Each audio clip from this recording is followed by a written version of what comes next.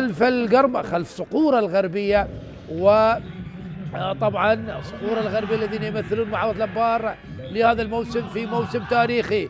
طبعا حكام اللقاء الحكم الدولي يوسف سعيد ويساعده كرار عبد الكريم ومصطفى نياد، وحكم رابع أحمد محمد، وحكام غرفة الفار ليث فرحان وأمير داوود. وهنا صابر حكم اللقاء على بركة الله تعالى. وبداية اللقاء القرمة بالملابس البرتقالية والسراويل البيضاء، وأربيل بالملابس الصفراء والموشح باللون الأسود. ونتمنى أن تكون مباراة قوية، مباراة كبيرة ما بين الفريقين، خاصة أربيل الذي يقبع بالمركز التاسع برصيد 18 نقطة، 5 انتصارات 3 تعادلات و4 هزائم، سجل 18 هدف ودخل مرماه 22 هدف. القرمة في المركز الثاني 10 برصيد 15 نقطة، 4 انتصارات 3 تعادلات و5 هزائم، سجل 15 هدف ودخلت شباكه 12 هدف.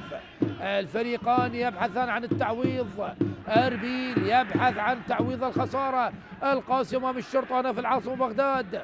هنا هلا فوق المدافع صانع العاب على جهة اليمين، تلعب الكرة فراك سيدريك يحاول المرور، فراك سندقمار معدى، لكن تغطية من التونسي بلال العيفة الواضح بالصورة. 34 عام سبق وألعب الدور الكويتي والدور السعودي مع الكويت وأبها، ويمتلك مباراة دولية واحدة. رمية جانبية، لعب الرمية الجانبية وصلت الآن ناجح فرجاني، قطعة الكرة يحاول مصطفى قابيل، تمريرة أمامية لم تصل لبن سودا، عادت من جديد لمصلحة نادي القرمة.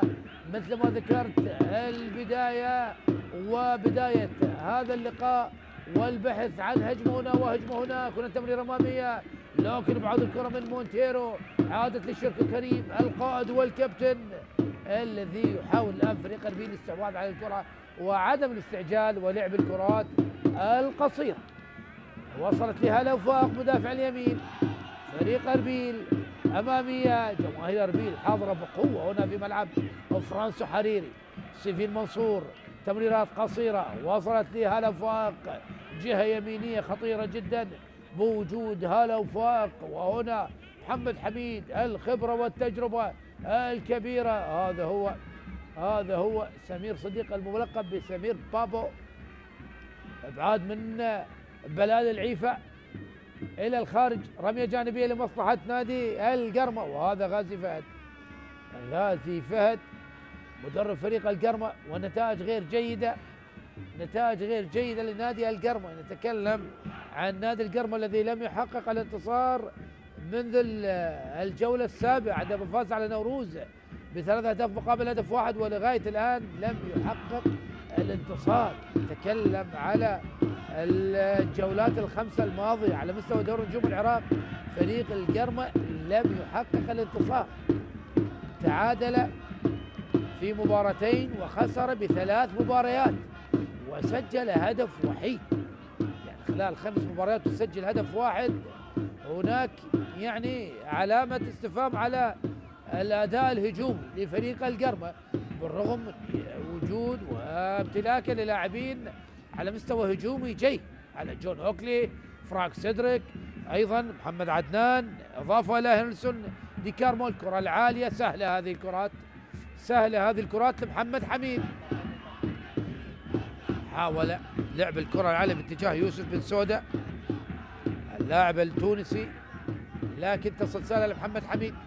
كرة عالية وطويلة لمحمد حميد باتجاه جون هوكلي، لكن مونتيرو بالرأس أسامة رشيد، أسامة لاراوا يوسف، تلعب الكرة قطعت هلا فوق موجود، لكن ضغط من لاعبي نادي القرمة، افتكاك للكرة، البحث عن فرجاني لسيدريك، تمريرة لكن مرت على محمد عدنان، قطعت من لاعبي أربيل، أسامة رشيد، تمريرة إلى هلا فوق للحارس دولفان مهدي، تمريرة أمامية قطعت من شاب رزاق، مونتيرو طالت عليه، وهناك خطأ على مونتيرو ارتكب الخطأ في مناسبتين في هذه الكرة.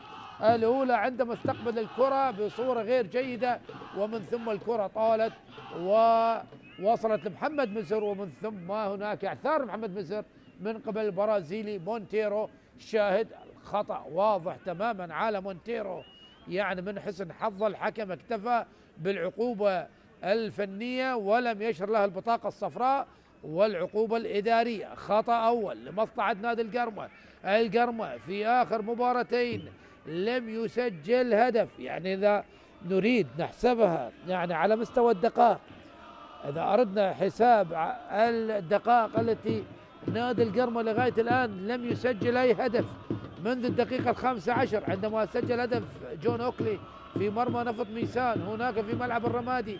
بعدها يعني نتكلم عن 75 دقيقة و180 دقيقة 265 دقيقة، ضيف إلى 5 دقائق 270 دقيقة. لغاية الآن القرمة لم يسجل هدف، وهذا مصطفى قابيل مهاجم منتخبنا الشبابي في مناسبات سابقة. خطأ الآن فرجاني يلعب الكرة،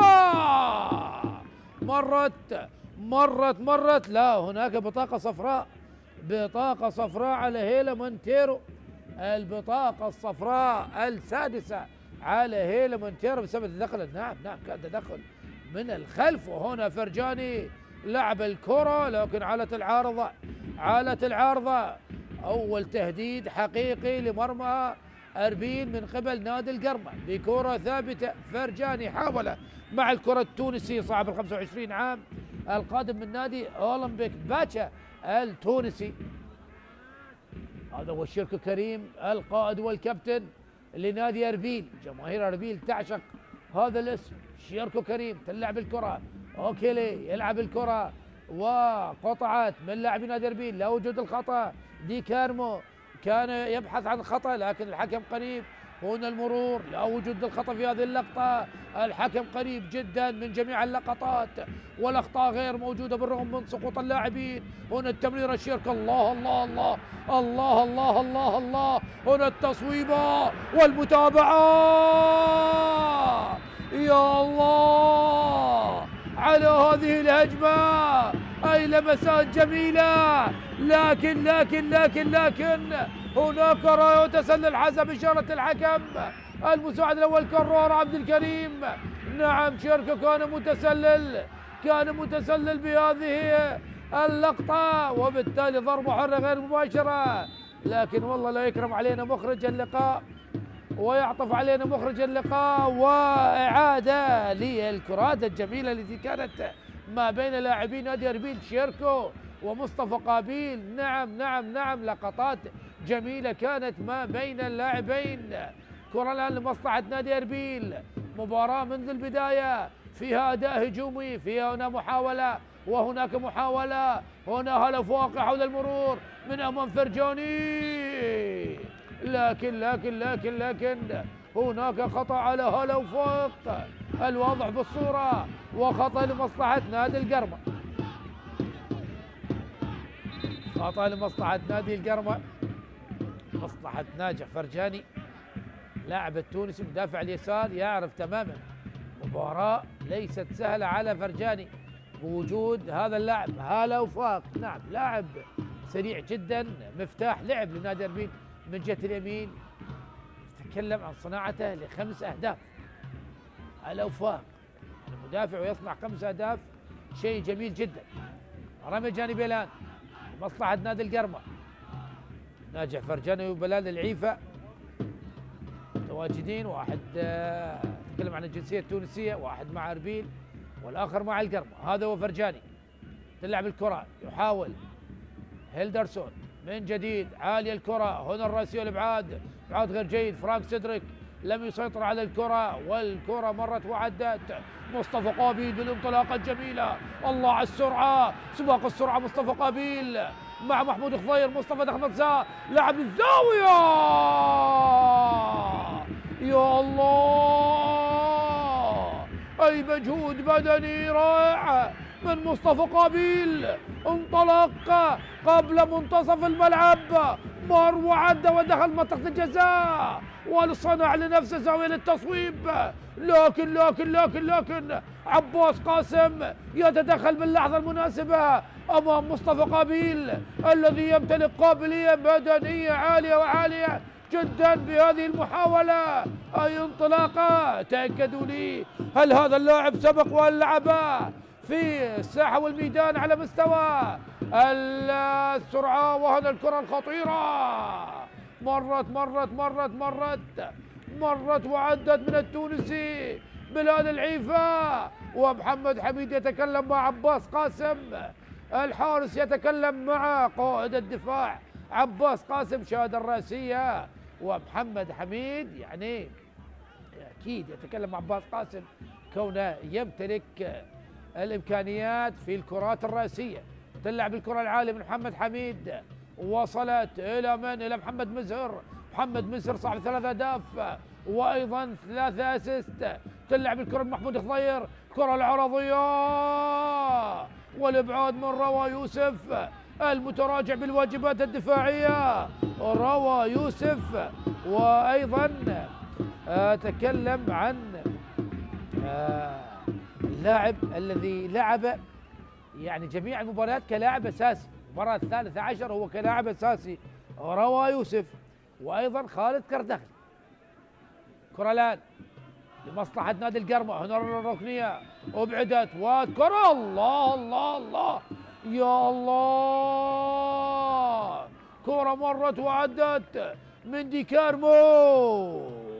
هيرنلسون حاول لعب الكرة بباطن القدم نحو الزاوية البعيدة على دولفان، لكن الكرة عدت وذهبت إلى الخارج.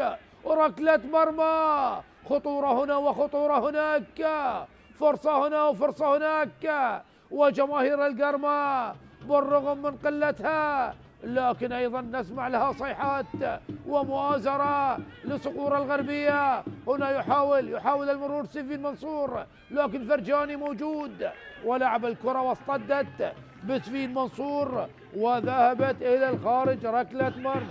ركلة مرمى لمصلحة نادي القرمة. هذا هو ناجح فرجاني.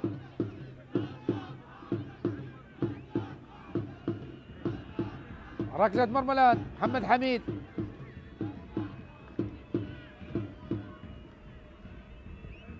يلعب الكرة العالية في الوسط، قطعت الكرة من جديد فرجاني،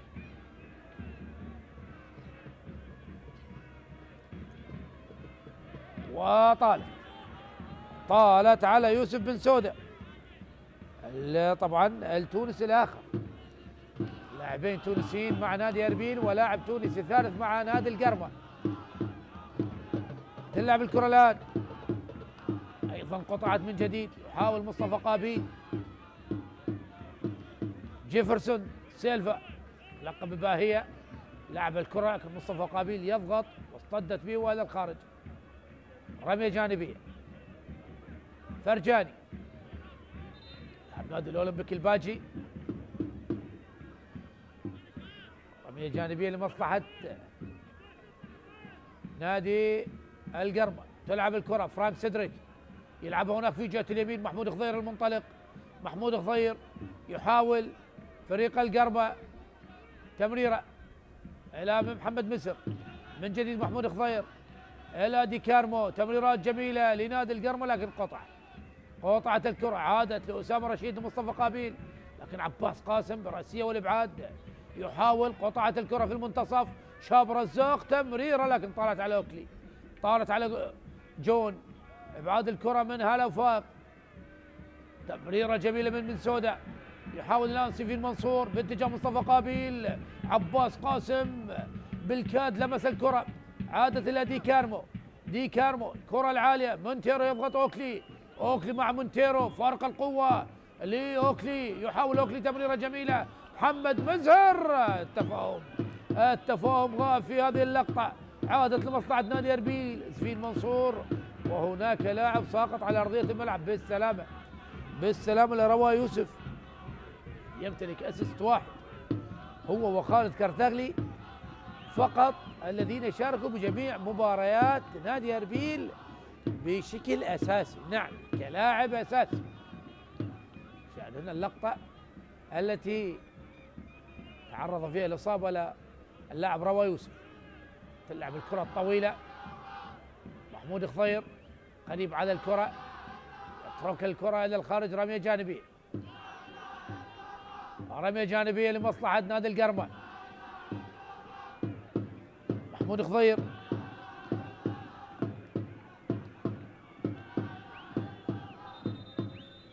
أيضا الحكم يوسف سعيد حكمنا الدولي منذ عام 2017، وأيضا من حكام النخبة منذ طبعا عام 2019. تلعب الكرة عالية من فرانك سيدريك، يحاول لكن وصلت إلى شهاب رزاق، شهاب رزاق هنا إلى فرجاني يحاول المرور، فرجاني يلعب الكرة، اصطدت بروى يوسف واصطدت بفرجاني إلى الخارج، رمية جانبية. ربع ساعة مرت أحبتي مشاهدي قنوات شبكة الإعلام العراقي، والتعادل السلبي حاضر ما بين الفريقين، لكن الفريقين يمتلكان قوة هجومية، سواء الأربيل أو القرمة. قطع الكرة من مصطفى قابيل يلعب للشيركو، شيركو دخل منطقة الجزاء، يبحث عن زين التصويب لكن يضغط محمود خضير، وأيضا اللاعب ديكارمو، ممتازة ديكارمو، متابعة لشيركو كريم، يعرفون خطورة هذا اللاعب. تلعب الكرة العالية داخل منطقة الزاوية، الإبعاد من جيفرسون، عادة مصلحة نادي القرمة، يحاول الآن المرور، اللاعب محمد عدنان يلعب الكرة الطويلة هناك باتجاه أوكلي، لكن مونتيرو بالرأس لخالد كردغلي، سيطر على الكرة خالد كردغلي اللاعب السوري، شيركو لأسامة لروى يوسف، لاعبي الارتكاز، لاعبي الدائرة بالنسبة لفريق أربيل يحاول أربيل الآن عدم الاستعجال والاستحواذ على الكرة.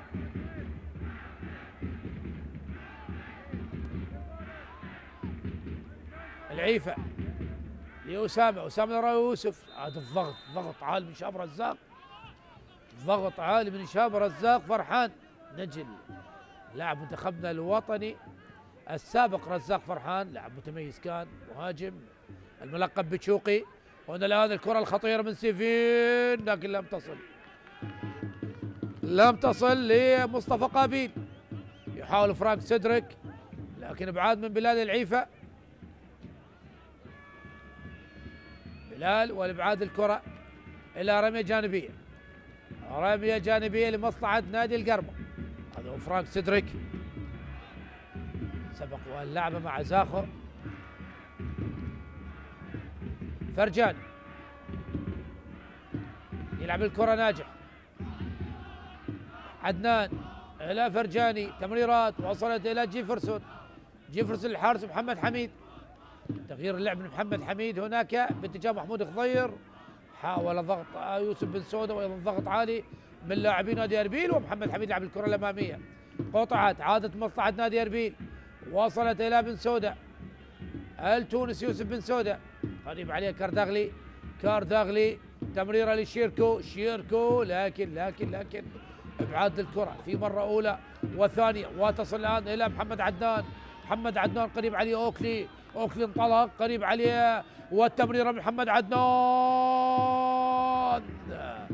اراد التصويب محمد عدنان لكن التصويبه لم تاتي كما يشتهي، ووصلت ضعيفه للحارس دولوفان مهدي. عادت مصلحه نادي اربيل، يلعب الكره روى يوسف لكن قطعت من سيدريك الى ديكارمو لمحمد عدنان من جديد لمصلحة نادي القرمة يحاول الآن بالتمريرات القصيرة، شاهد التمريرات القصيرة الدقيقة للاعبي فريق القرمة. شهاب رزاق الهدوء الآن، شهاب رزاق نعم واضح تماما يطلب الهدوء، واللاعبين عدم الاستعجال، لكن جيفرس يلعب الكرة العالية، مونتيرو بالراس لعبها، وصلت له أسامة رشيد لخالد كردغلي لشيركو كريم المتراجع للخلف من اجل استلام الكرات. لم نشاهده كثيرا شيركو كريم، لكن هو مصدر من مصادر الخطوره، يعني شيركو كريم على اليسار وهلا فاق على اليمين. مصطفى قابيل، وهناك خطا لمصلحه مصطفى قابيل، 21 عام فقط عمر هذا اللاعب، شاهدناه مع كتيبه عماد محمد في بطوله اوزبكستان التي وصل فيها منتخبنا الوطني المباراة النهائية وخسرنا أمام أوزبكستان، لكن لا يمتهن إلى كأس العالم للشباب. مصطفى قابيل كان أحد اللاعبين الأساسيين بعد تشكيلة عماد محمد. كرة الآن شيركو كريم، شيركو لأسامة، أسامة رشيد يلعب الكرة أسامة، لكن عباس قاسم موجود، يحاول شيركو، والدفاع قوي جدا من لاعبين نادي القرم. الآن عباس قاسم يحاول تربيل الضغط طويلة وعالية من أسامة رشيد، قطعت من جيفرسون، وهناك خطأ على اللاعب هالا وفاق، خطأ على اللاعب الوضع في الصورة هالا وفاق.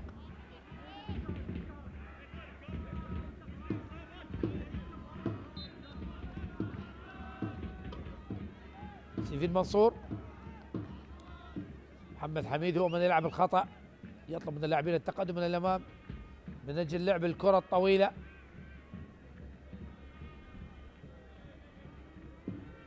محمد حميد على لعب الكرة، يلعب الكرة العالية، عالية وطويلة، هنا الإبعاد من هيلو مونتيرو بالراس، يحاول فريق القرم لكن قطعت من لاعبين نادي أربيل. عباس قاسم أيضا إبعاد بالراس من جديد، وصلت لأسامة، أسامة كاردغلي، هناك من جهة اليسار كاردغلي أمامية وعالية لشيركو، أقربه لعباس قاسم، وراسية عباس اصطدت بشيركو كريم وإلى الخارج، إلى الخارج، رمية جانبية. هنا الإبعاد مصطفى قابيل، لاعب يمتاز بالحماسة، رمية جانبية. أسامة رشيد لمصطفى قابيل، لكن طالت على مصطفى قابيل، رمية جانبية أخرى،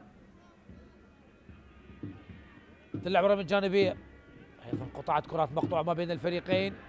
المباراة هادئة تحتاج إلى هجمة خطيرة وهدف من أجل تحريك هذه الجماهير.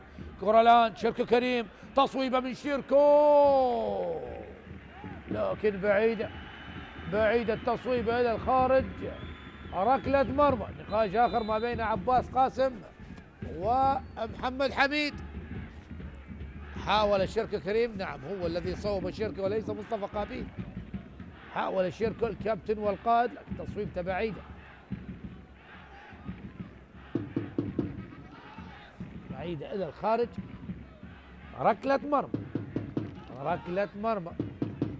أربيل مساندة جماهيرية كبيرة في ملعب فرنسا حريري، يريد تحقيق الانتصار بعد الخسارة الكبيرة أمام الشرطة، لكن إن الكرة الخطيرة للقرمة، القرمة أيضا يبحث عن انتصاره الأول بعد مرور 5 جولات بدون أي انتصار. آخر انتصار للقرمة كان في الأسبوع السابع على نوروز ب3 أهداف مقابل هدف واحد، جون أوكلي هدفين ومحمد مزهر. فريقان الفوز مطلب لهما. أربيل أيضا هناك تذبذب على مستوى النتائج، شاهد الإعادة واللقطة والتسلل على اللاعب.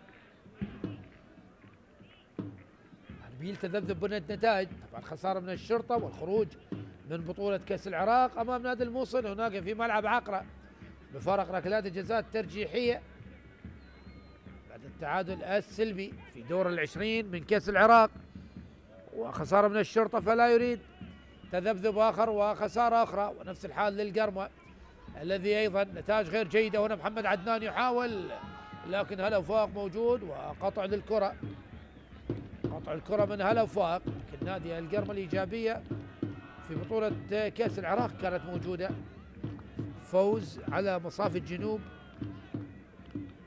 بفارق ركلات الجزاء الترجيحية والتأهل إلى دور 16.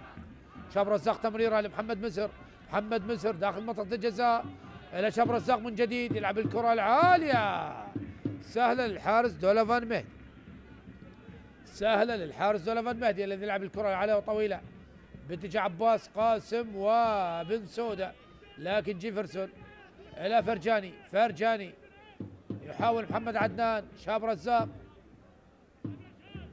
مع الكرة، شاب رزاق مشوار متميز مع نادي الكرة شاب رزاق، وينتقل الآن مع نادي القرمة، وأيضا لاعب للقوة الجوية.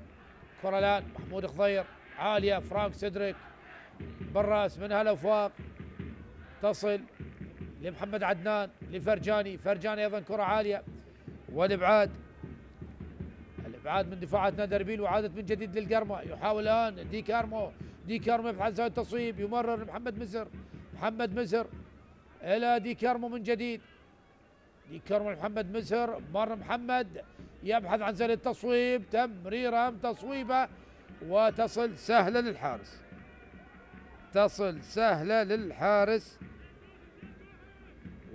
وسهل الحارس. نعم دوليفان مهدي، يعني حاول محمد مزهر لكن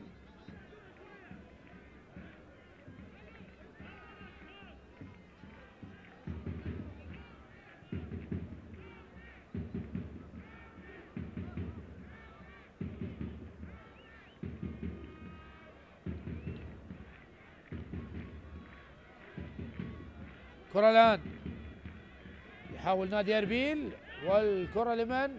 الكرة لمصلحة نادي أربيل، الكرة لمصلحة نادي أربيل، رمية جانبية. كريم يطلب الهدوء والتأني بلعب الكرات. مباراة لغاية الآن يعني مرة 26 دقيقة، والتعادل السلبي ما بين الفريقين. مباريات الجولة 13 تصل ليومها الأخير،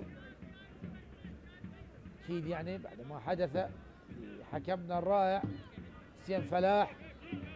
وأكيد يعني أي رياضة ليست فقط كرة القدم، بدون الطاقم التحكيمي لا تكون هناك منافسة أو فعالية أو مباراة.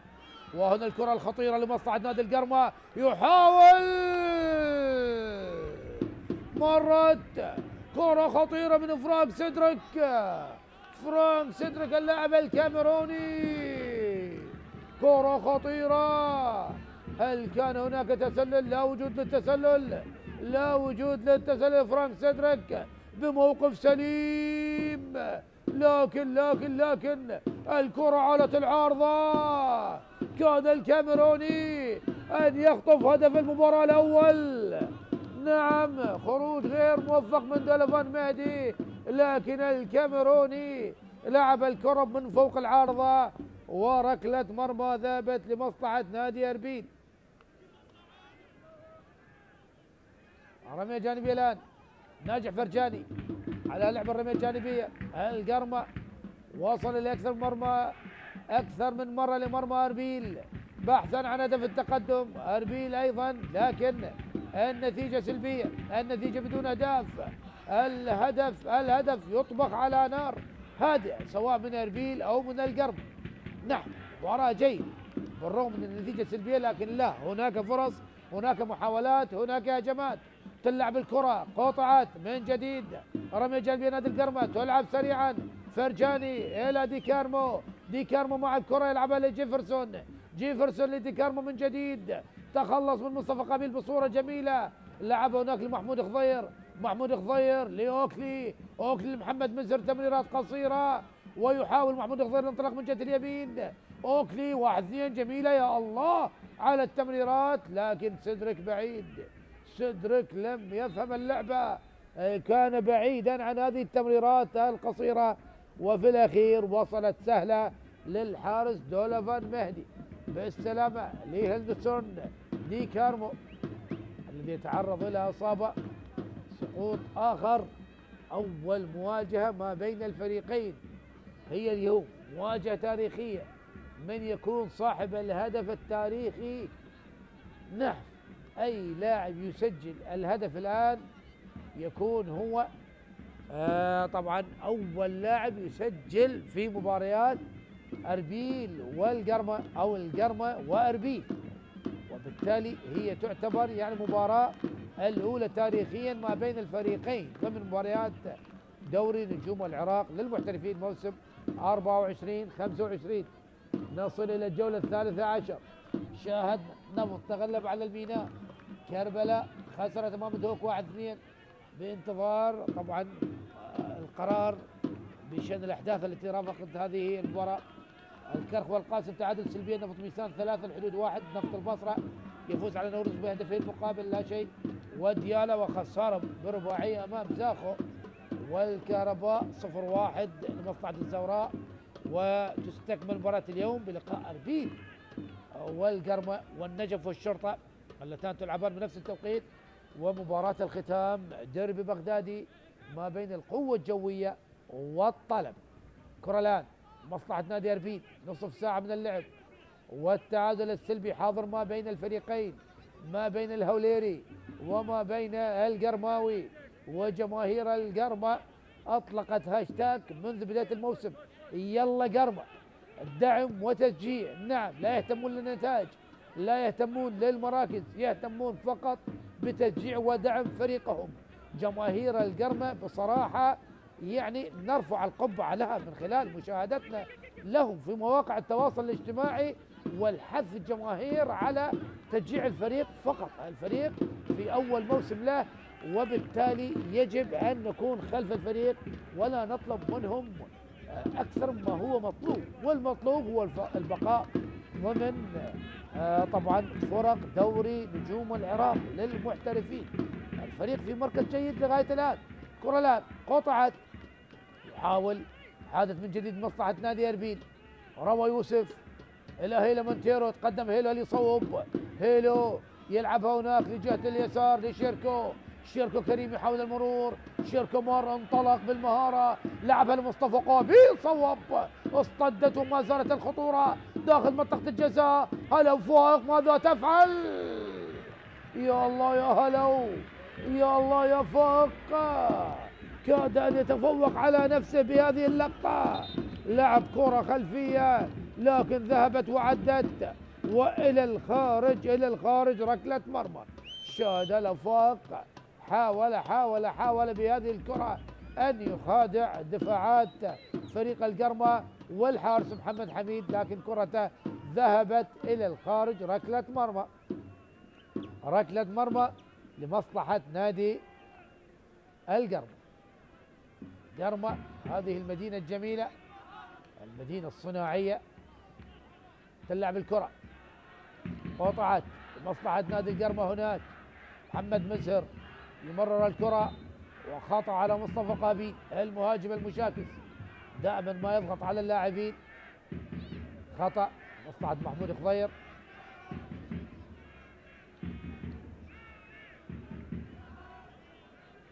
أكيد الحكم يوسف سعيد يطمئن على سلامة اللاعب. حكم يوسف سعيد سبق وأن أدار 7 مباريات، أدار للقرمة مباراة وأدار لأربيل مباراة. أدار مباراة أربيل والزوراء التي انتهت بالتعادل الإيجابي، هدف مقابل هدف. هنا في هذا اللقاء في هذا الملعب تعادل كان إيجاب ما بين أربيل والزوراء. سجل الهدف لأربيل شركة كريم، بينما المباراة القرمة كانت مع القوة الجوية وخسر حينها فريق القرمة بهدف مقابل لا شيء. وبالتالي لا أربيل فاز مع يوسف سعيد ولا القرمة فاز مع يوسف سعيد. من سوف يكون اليوم الفائز؟ أربيل أم القرمة؟ أربيل بالمساندة الجماهيرية الكبيرة في ملعب فرنسا حريري، والقرمة الذي يبحث عن العودة إلى سكة الانتصارات بعد السلسلة من النتائج الغير جيد. أسامة رشيد يضغط فرانك سيدريك، مونتيرو أمامية، قطعت من دي كارمو إلى محمد مسهر، تمريرة لجون أوكلي. أوكلي كان متسلل، أوكلي استلم الكرة داخل منطقة الجزاء، يحاول أوكلي يبحث عن زاوية التصويب، يلعبها لشاب رزاق، شاب رزاق لفرجاني.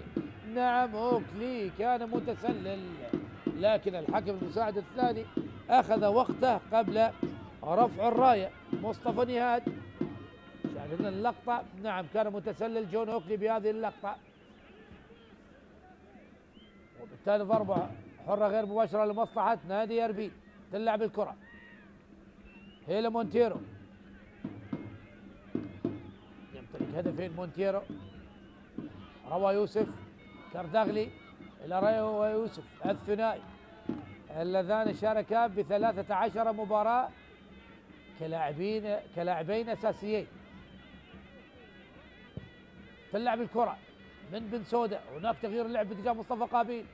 مصطفى قابيل بالراس لشيركو. شيركو مصطفى قابيل طبعا قريبان من بعضهما، تفاهم كبير ما بين الثنائي. هنا مصطفى يبحث عن شيركو، اكيد يلعب لشيركو، لكن هذه المره قطعت من محمد مزر الى دي كارمو، عاليه من دي كارمو، والابعاد من محمود خضير، بالراس من روا يوسف. عباس قاسم ايضا تشديد للكرات، كرات عشوائيه ما بين لاعبي الفريقين. محمد عدنان بالراس، لكن قطعت من الكردغلي، وصلت لأسامة رشيد يلعب لمصطفى قابيل لشيركو، شيركو انطلق، شيركو مر من امام دي كارمو، وبطاقة صفراء على دي كارمو، بطاقة صفراء على دي كارمو الانجولي هيرنلسون. دي كارمو الانجولي 28 سنة ويمتلك 46 مباراة دولية مع انجولا، مع منتخب انجولا. دي كارمو الذي حاول بهذه الكرة بقطع الكرة من امام شركة كريم، لكن تسبب باعثار شركة كريم بالقرب من منطقة الجزاء. شاهد نعم، تدخل قوي على شركة كريم بالسلامة للاعبين وخاصة شركة كريم، وقريب جدا الخطأ من منطقة الجزاء، خطأ لمصلحة نادي اربيل. هل تكون الكرات الثابتة هي المفتاح من أجل أول أهداف هذا اللقاء، من أجل مشاهدة أول أهداف هذا اللقاء؟ شيركو كريم على تنفيذ الخطأ، شيركو شهيق زفير يتنفس من أجل ضبط الكرة، يلعبها شيركو، لكن عباس قاسم يأخذ دور محمد حميد ويبعد الكرة برأسه إلى الخارج إلى ركنية لمصلحة نادي أربيل الذي يضغط عن طريق الكرات الثابتة بعد الخطأ الذي لعبه شركة كريم. الآن ركنية، شاهد محمد حميد وعباس قاسم وتشجيع من القائد محمد حميد.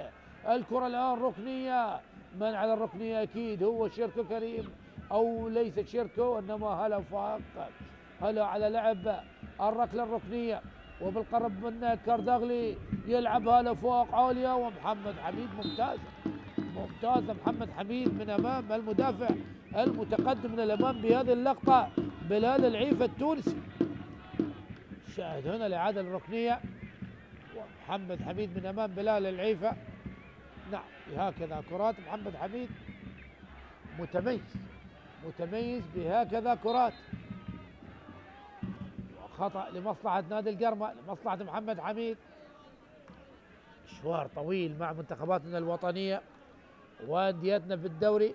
تكلم عن الحارس محمد حميد، تلعب الكرة العالية بالراس من مونتيرو مع سيدريك لعبها لمحمد منصر لسيدريك من جديد، 1-2 عادت لمصلحة نادي اربيل. يحاول مونتيرو الأمامية، شيركو إلى بن سودة، لكن قطعت الكرة وعادت لمصلحة نادي القرمة. شاب رزاق إلى فرجاني لشاب رزاق من جديد، قطعت من أسامة رشيد، تمريرة من سيفين، تمريرات جميلة لمصلحة نادي أربيل. يا الله، وصلت إلى شيركو انطلق، شيركو عدى، شيركو مرر، بن سودة ماذا فعلت يا يوسف؟ ماذا ضيعت يا يوسف؟ هجمة منظمة جميلة بنقلون وجميلة جدا ما بين لاعبي نادي أربيل. شاهد تمريرة شيركو، ومصطفى قابيل كان يطالب بالكرة هناك في جهة اليسار، لكن بن سودة فضل التصويب، وتصويب بعيدة جدا، وصلت إلى مدرجات ملعب فرانسو حريري. شاهد تمريرات قصيرة جميلة ما بين لاعبين نادي أربيل، لكن بن سودة لم يكن مركز بالهجمة، لم يكن مركز مع الهجمة، وضاع الكرة إلى الخارج. محمد حميد يلعب ركلة المرمى عالية وطويلة باتجاه محمد عدنان، الكرة هناك خطأ على محمد عدنان لمصلحة هلا وفاق، و5 دقائق أخيرة على نهاية 45 دقيقة للشوط الأول، والتعادل السلبي.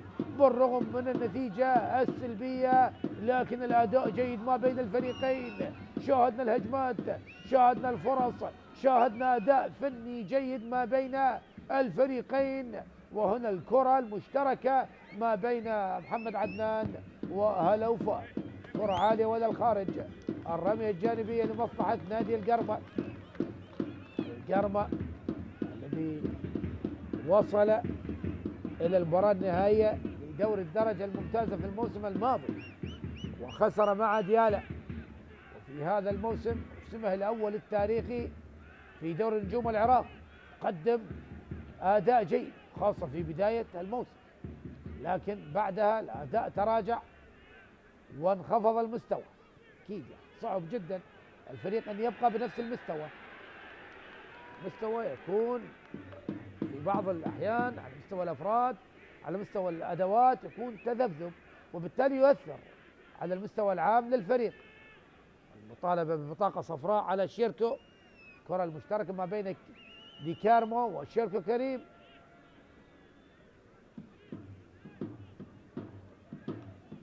شيركو يقول لا وجود للخطأ يا سيدي الحكم، لكن الحكم خلاص بزاوية رؤية.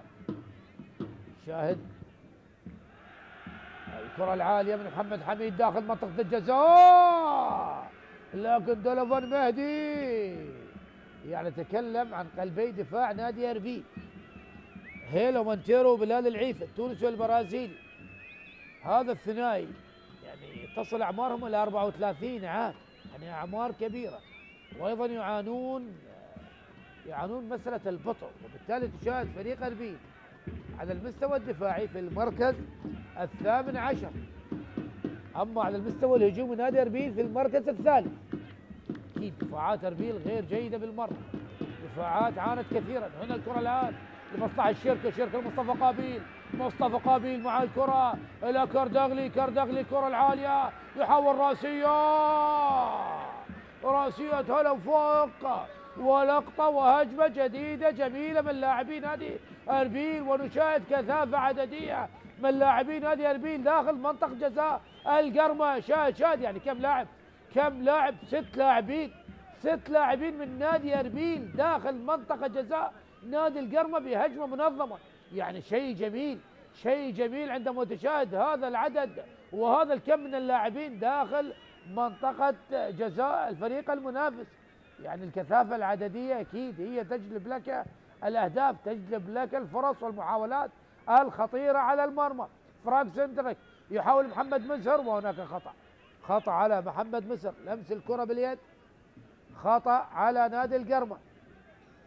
نادي اربيل حاول، شاهد هنا اللقطة واضحة تماما باليد على محمد مسهر، خطأ على محمد مسهر لكن غير متعمدة.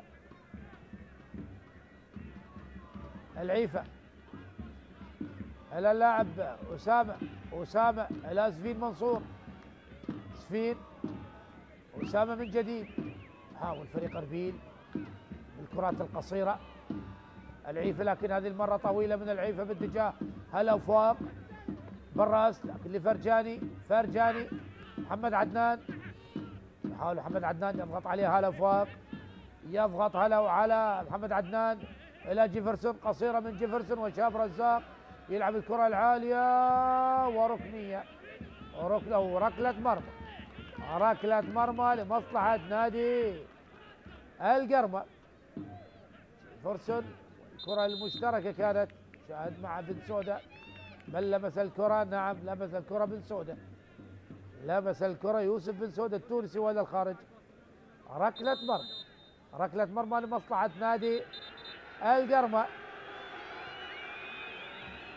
الدقيقة الأخيرة، دخلنا الدقيقة 45 ويوسف سعيد يتكلم مع محمد حميد، يجب لعب الكرات سريعا وإلا أنذرتك. محمد حميد وركلة مرمى لمصلحة نادي القرمة.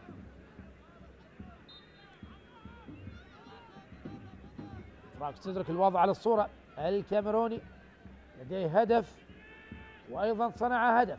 الكرة العالية بعد من جديد محمد مسر بالراس الى اوكلي، لكن مونتيرو موجود في التغطيه الى مصطفى قابيل.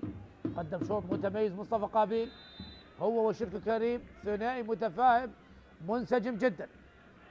هذا هو مصطفى قابيل، استلم العديد من الكرات.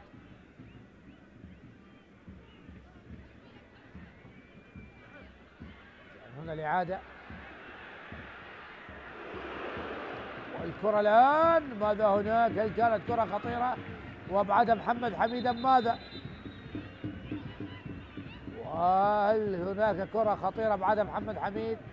شاهد مصطفى قابيل لعب الكرة لسيفين منصور. يا الله يا الله يا الله من سيفين منصور، يا الله من سيفين منصور. شاد نعم، لامست جيفرسون باهية، لامست جيفرسون باهية الكرة وعلت العارضة، وركلة مرمى احتسبت، لم تحتسب ركنية. فرجاني مع الكرة، دقيقتان كوقت مضاف فوق أحداث الشوط الأول. أوكلي يحاول أن يضغط على مونتيرو، طالت على أوكلي الذي حاول اللاعب النيجيري 5 أهداف و2 أسيست. نعم، اشترك ب7 أهداف من أهداف القرمل 15 تقريبا، مساهم بنصف أهداف فريق القرمل. بالسلامة، يعاني من إصابة بعد اللقطة المشتركة ما بينه وما بين منتيرو. نعم، شاهد بين هيلا منتيرو، تعرض على شد العضلة الخلفية، وكما تسمى بالعامية بالدارجة بالسحب. السلامة لجون أوكلي، وركنية الآن لمصلحة نادي القرمة، ركنية، ودولوفان مهدي يوجه محمد مسر على لعب الركنية، تلعب الآن فرجاني يلعبها، اصطدت، عادت من جديد لمصلحة نادي القرمة، تلعب أمامية وإلى الخارج، رمية جانبية. خلاص انتهت الدقيقتين اللي احتسبهم الحكم يوسف سعيد كوقت مضاف. وهنا يوسف سعيد يطلق صافرته بنهاية أحداث الشوط الأول بالتعادل السلبي ما بين الفريقين. أحبتي المشاهدين، الصراع قصر العودة إليكم مجددا، لا تذهبوا بعيد.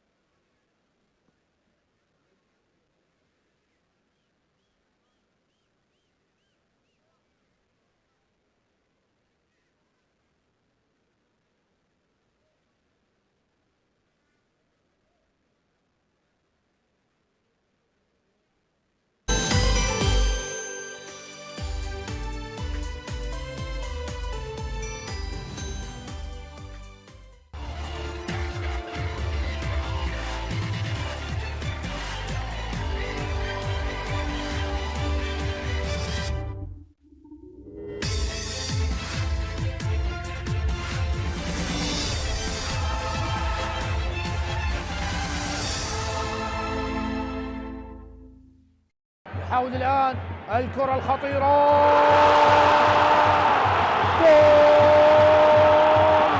جول كريم درويش يأتي بالهدف القاتل، هدف ال3 نقاط لدهوك. يا الله، صبر هذا الجمهور كثيرا وفرح أخيرا بهدف اللبناني الألماني كريم درويش الذي يتخذ دور المهاجم الهداف بعدما كان صانع العاب في المباريات السابقة بصناعة ثلاث أهداف، لكن اليوم لا يصنع وإنما يسجل. درويش يزور شباك نفط البصرة. شاهد زاكري إلى درويش ومن اللمسة الأولى يضعها في مرمى مجتبى محمد الذي حاول مع الكرة، لكن لم تكن هذه المحاولة كافية.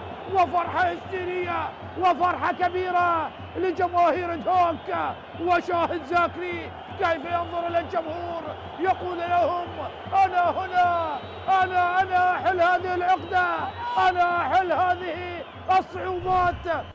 وشاهد اللقطة اعتبر بأنه الكرة ما فيها ركلة جزاء، ولكن الميناء الآن الله،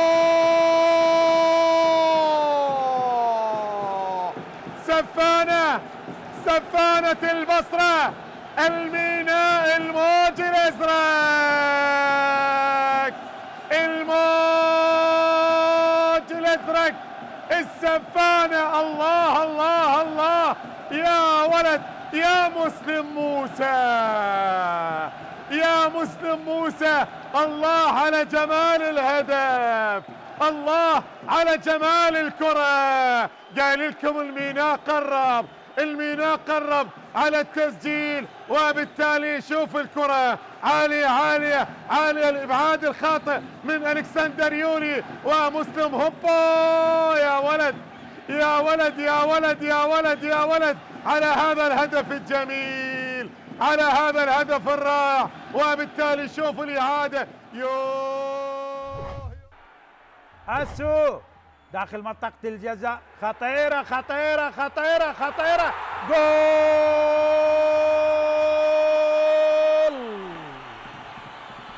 أحمد محمود لنوروز بخطأ من دفاعات ديالا. لاحظ أسو ومحمود. اي نعم الله، احمد محمود بهدف جميل يصل الى هدف الرابع. رائحة هدف لنوروز، واحد من الاهداف الجميلة عن طريق احمد محمود بهدف رائع. اسو مع وسام لنوروز. اسو ثاني لنوروز عن طريق اسو رستم. حارس وسام في زاوية والكرة بزاوية أخرى. اسو رستم، نوروز والفوز يقترب جدا.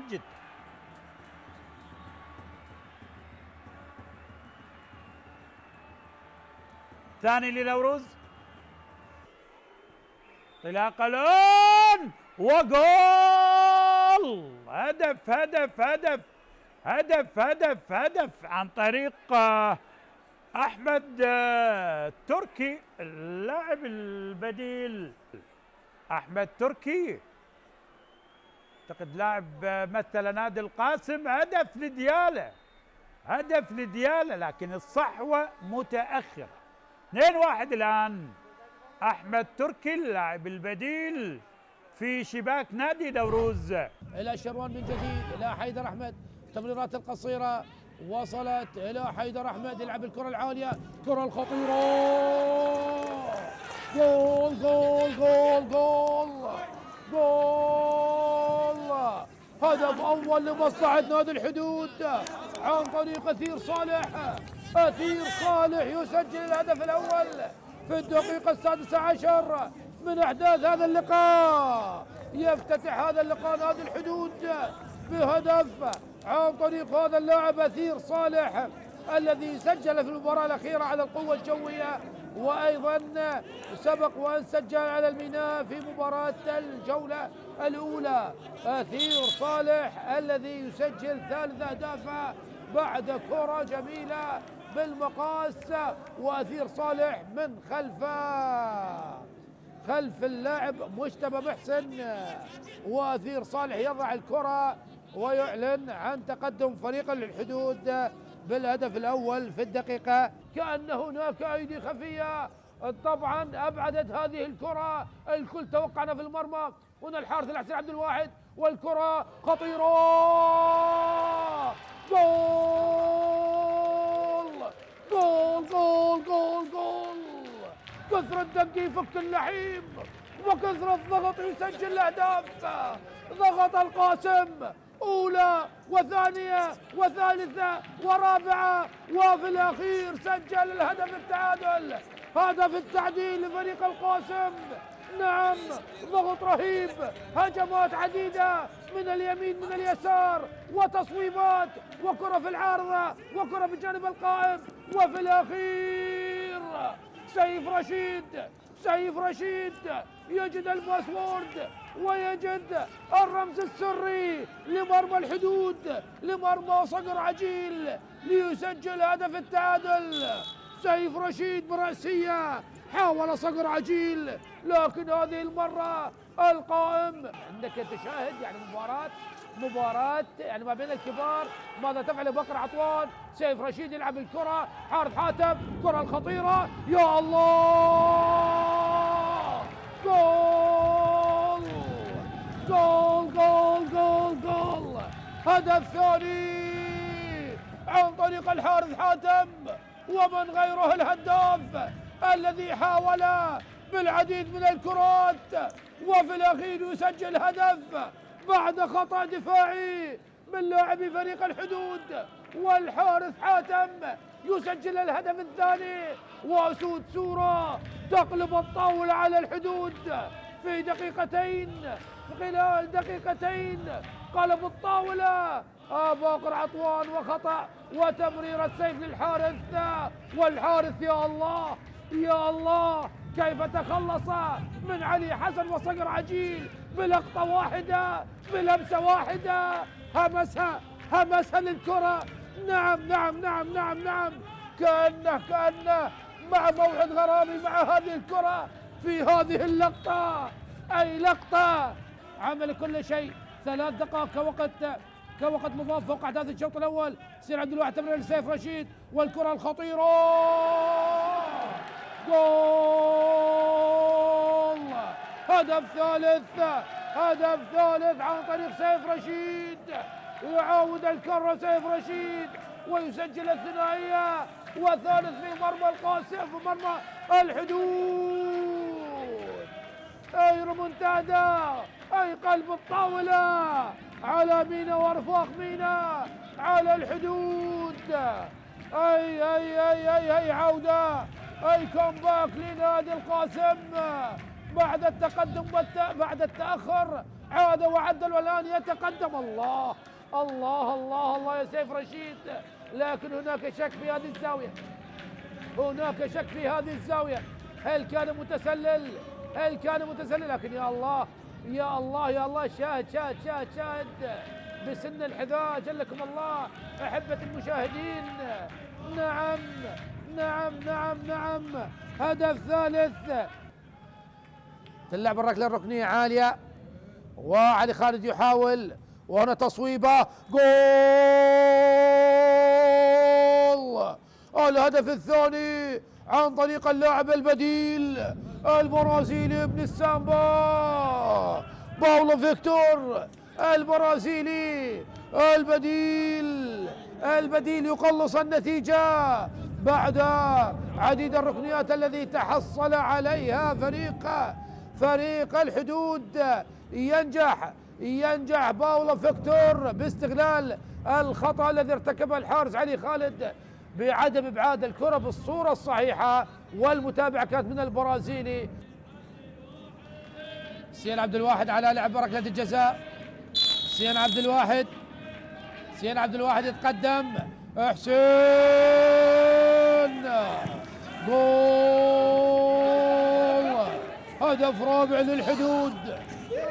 رابع للحدود، الهدف الرابع يسجل حسين عبد الواحد بعد ركلة جزاء تم احتسابها لحسين ضياء، وبعد العودة للفور وجماهير الصورة المتواجدة هنا في ملعب الساحر أحمد راضي والمتواجدة خلف شاشة العراقية الرياضية أكيد فرحة بهذا الانتصار، انتصار مهم جدا، وخاصة الانتصار يأتي بعد 7 جولات عجاف لم يحقق فيها أي انتصار، كانت ما بين الخسارة والتعادل، لكن الآن فريق القاسم يسجل الهدف الرابع ويقطع شوطا كبيرا من أجل 3 نقاط ثمينة وثمينة جدا من خلال الابتعاد عن مراكز الهبوط. عدت هناك لناصر، ناصر محمدو يحاول ناصر بنقله بالراس، عدت شاكر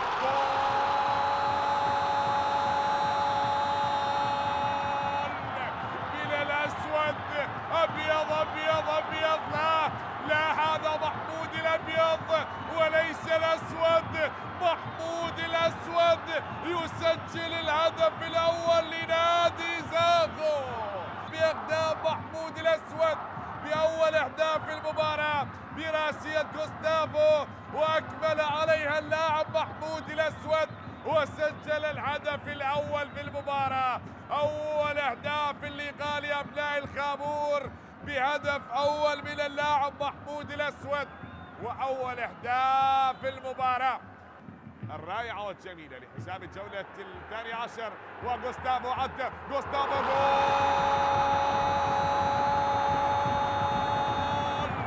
لا يعرفون المستحيل بتمريره من محمد علي عبود، وشاهد غوستافو مر من الجميع ووضعها في المرمى، اضاف الهدف الثاني في اللقاء. الله الله الله الله يا غوستافو، جميل غوستافو هنريك، مرت من تحت الاقدام، مرت من تحت الاقدام، قال لها روح، سجل واسكنها الشباك غوستافو. هذا هو اللاعب اللي سجل في شباك كربلاء والزوراء والشرطة، يعود ليسجل هنا. لكل من يتابع المباراة، علي يوسف لحسن عبد الكريم، تبقى المحاولة للزوراء خطيرة، جول جول، الله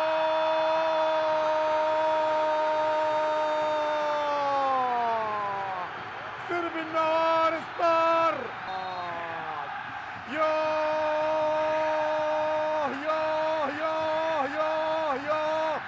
الله الله الله الله الله، الضربة الأولى، الضربة الأولى للزعيم النواف.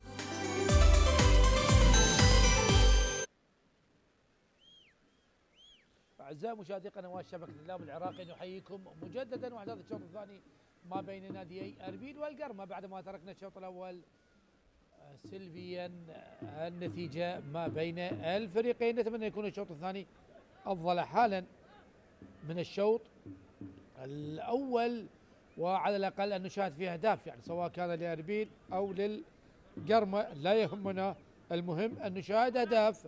هل هناك تغييرات بالنسبة للفريقين؟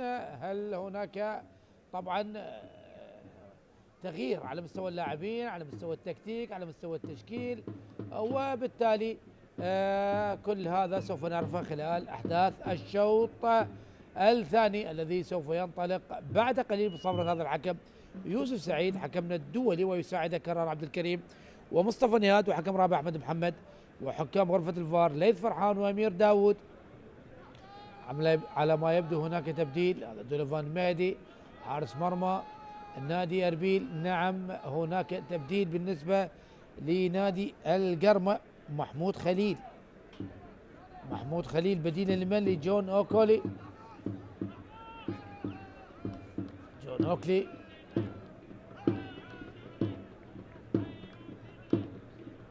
على ما يبدو التغيير لجون أوكلي الذي في نهاية الشوط الثاني شاهدناه يعني بالكاد يمشي، وبالتالي أولى التغييرات محمود خليل يدخل الآن بديلا جون أوكلي.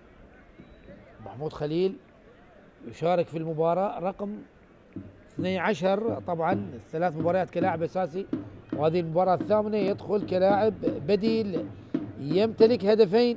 نعم، سجل هدفين محمود خليل، سجل في مرمى الحدود في مباراة 3-1، وأيضا سجل في مباراة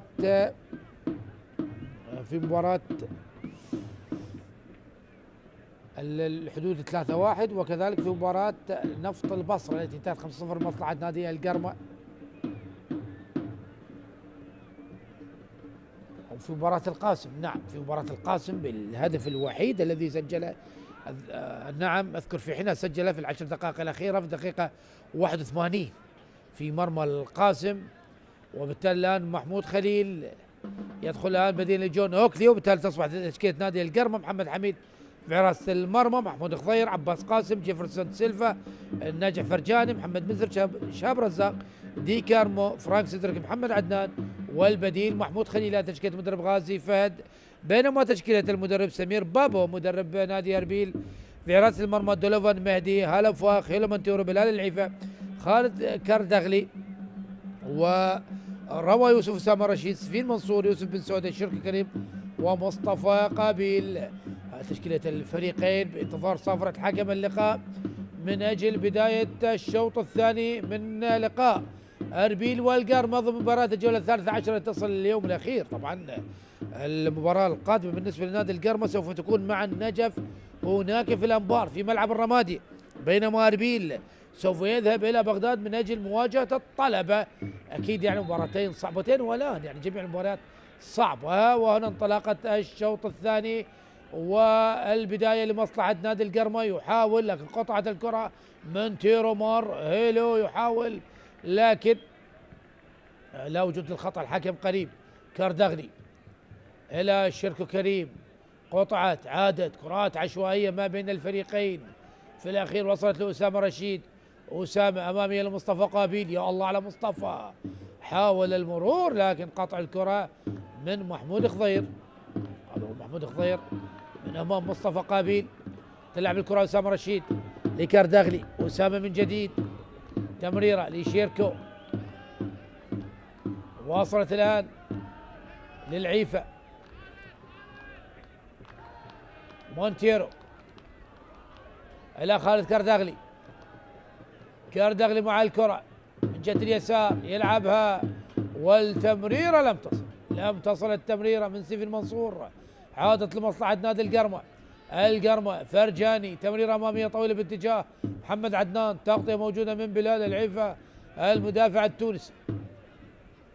بلال العيفة يتركها للاعب هالا وفاق، العبرة من جانبية هالا وفاق، محمد عدنان يضغط لكن ما زالت الكرة لدى لاعبي نادي أربيل.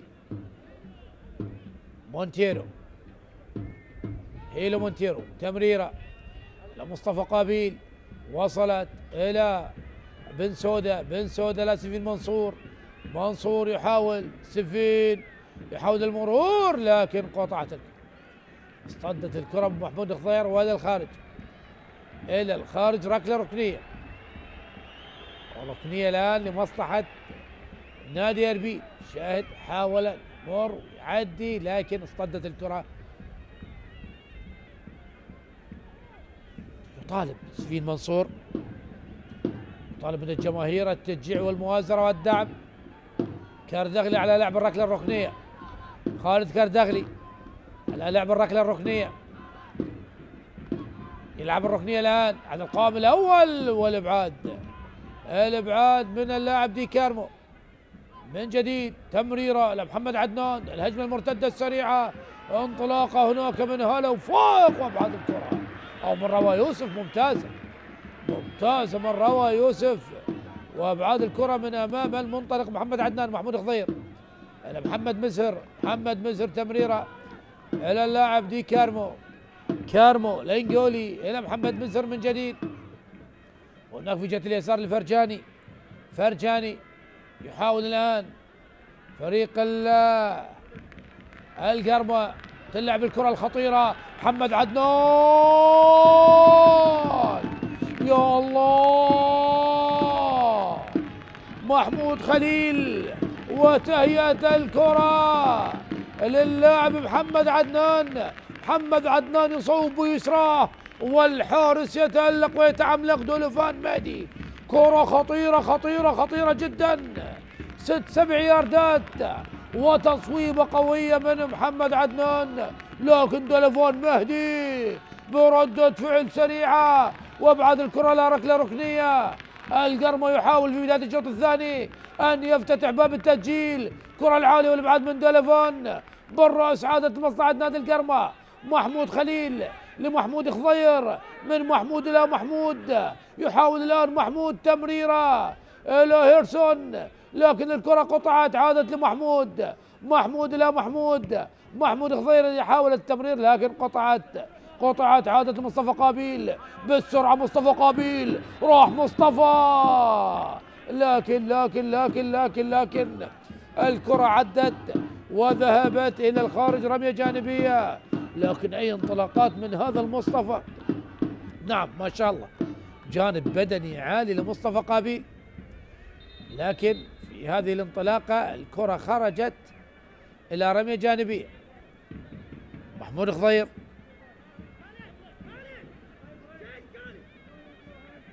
لاعب مهم في فريق القرمة، مباراة 13 على التوالي ولاعب أساسي.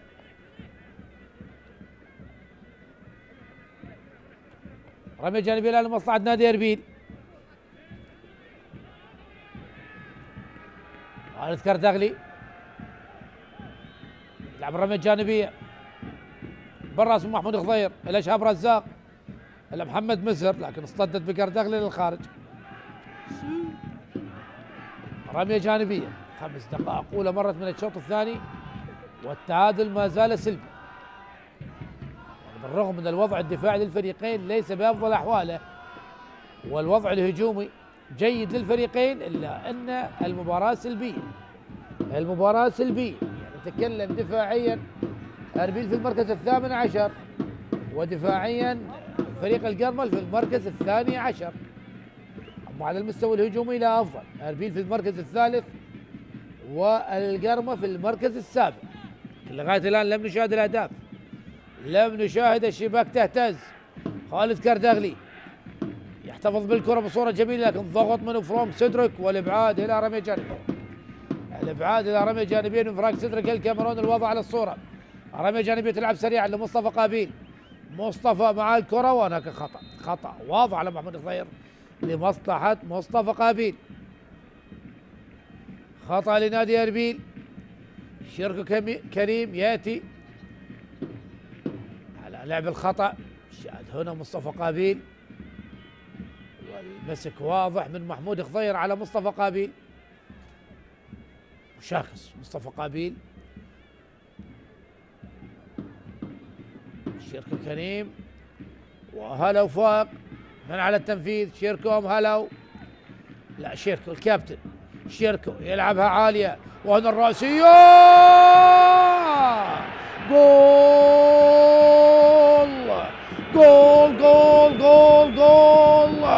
يوسف بن سودا التونسي يفتتح التسجيل.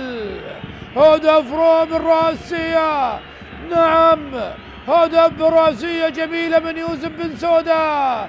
كون الصعب على محمد حميد وسط فرحة جماهير نادي أربيل. الهوليري يتقدم، شوط لعبها عالية، صعبة كانت على محمد حميد، صعبة على خط ال6 ياردة. يوسف بن سودا اللاعب الطويل والذي يمتاز بالكرات الهوائية. بن سودا يسجل 5 أهداف،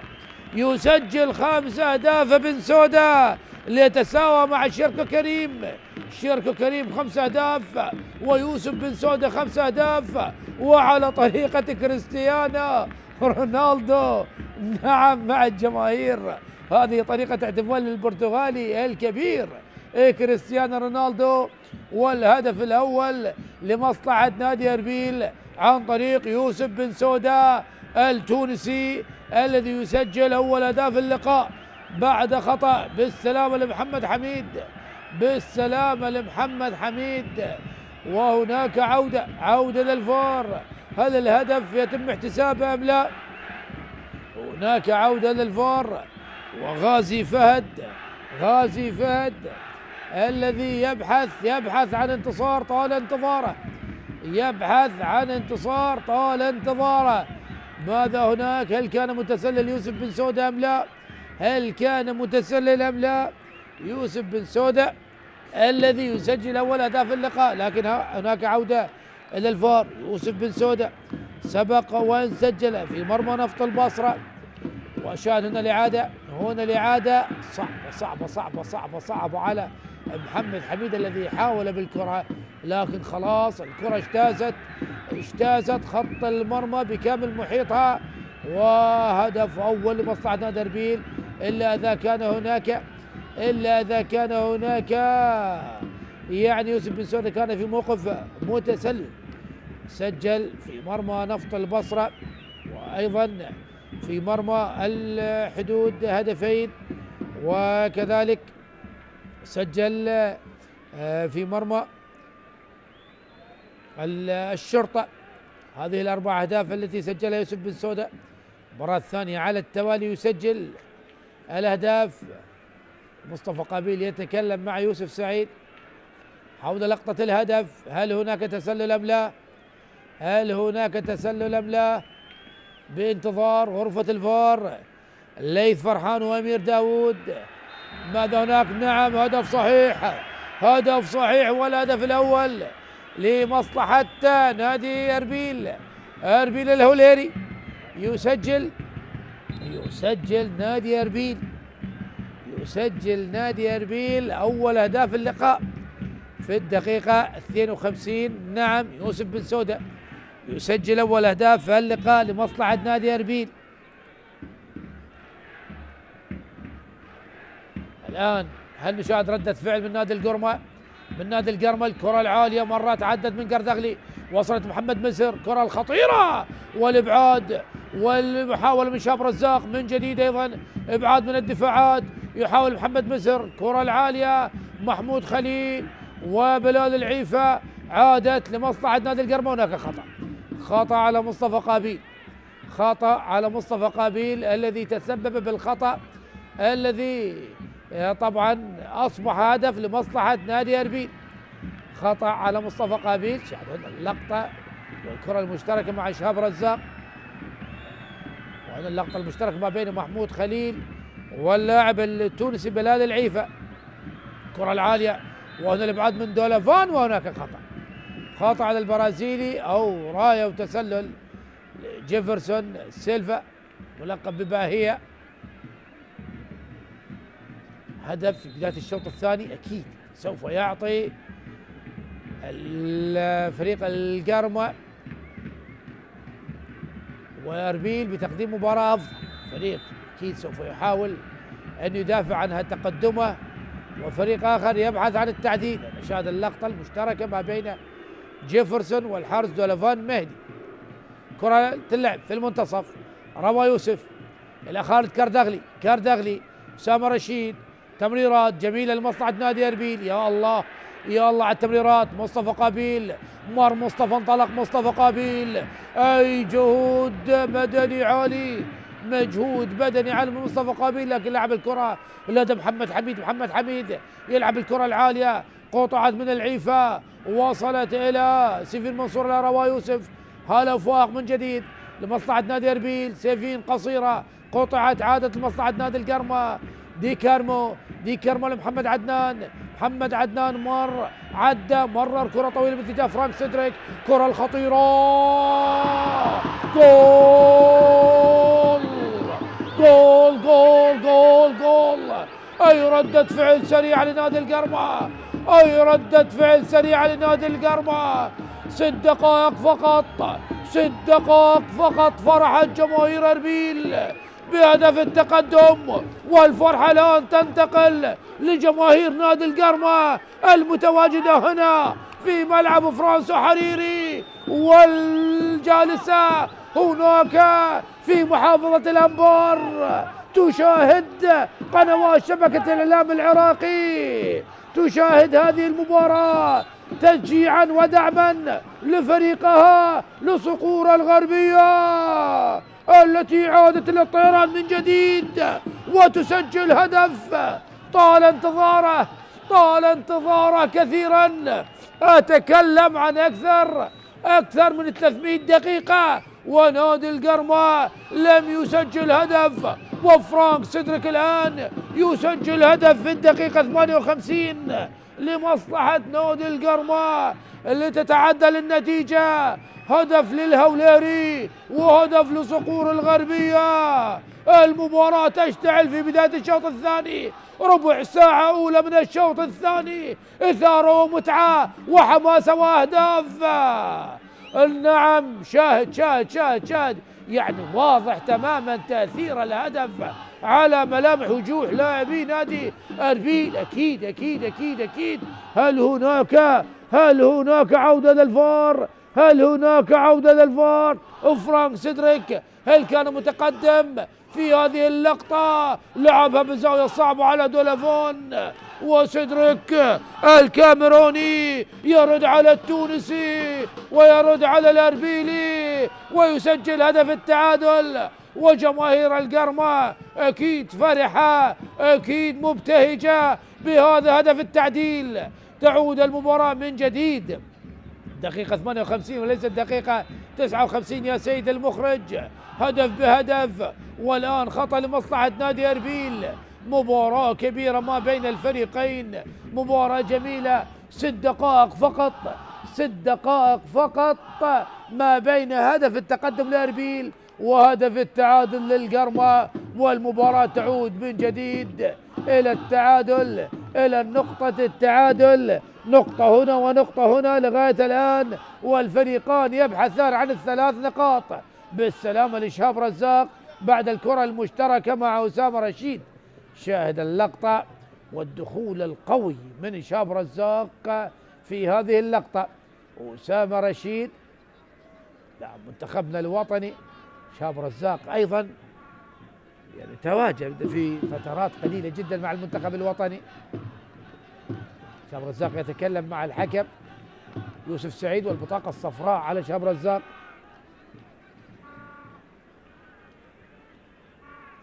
بطاقة صفراء على شهاب رزاق.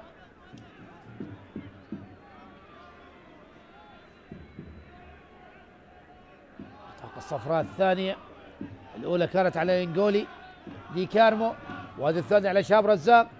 خطأ الآن لمصلحة نادي أربيل. أسامة رشيد على لعب الخطأ. لغاية الآن مدرب نادي أربيل لم يجري أي تغيير.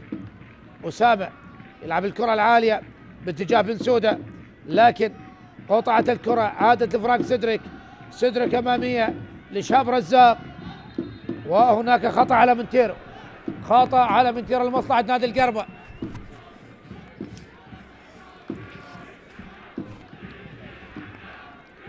الكرة الآن، شاهد الكرة، اللقطة المشتركة ما بين هيلو مونتيرو وشهاب رزاق، والخطأ لمصلحة شهاب رزاق فرحان. عباس قاسم، كرة العالية في منطقة الجزاء، يحاول فرانك سيدريك رأسية لكن سهلة لدى الحارس دولوفان مهدي. ديلوفان يلعبها بيده إلى كردغلي، يضغط محمد مزر على كردغلي. دفاع متقدم الآن من فريق القرمة. مونتيرو، تمريرة أمامية وعالية، تلعب الكرة، هلا وفاق، ما زال يحتفظ بالكرة لاعبي فريق أربيل. بلال العيفة، مونتيرو من جديد، كما تكلمت عن البطء في قلبي دفاع نادي أربيل. يعني نادي أربيل،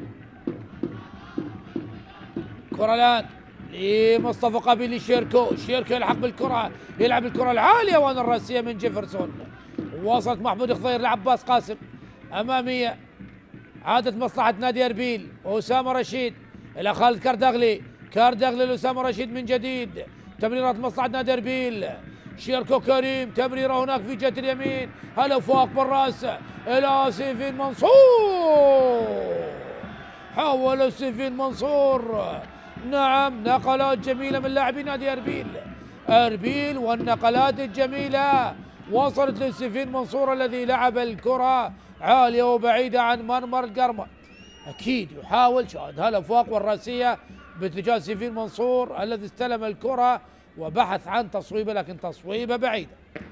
نادي أربيل، لعب نادي أربيل في ملعبه 6 مباريات، فاز ب4 مباريات وتعادل في 2، سجل 14 هدف واستقبل 7 أهداف.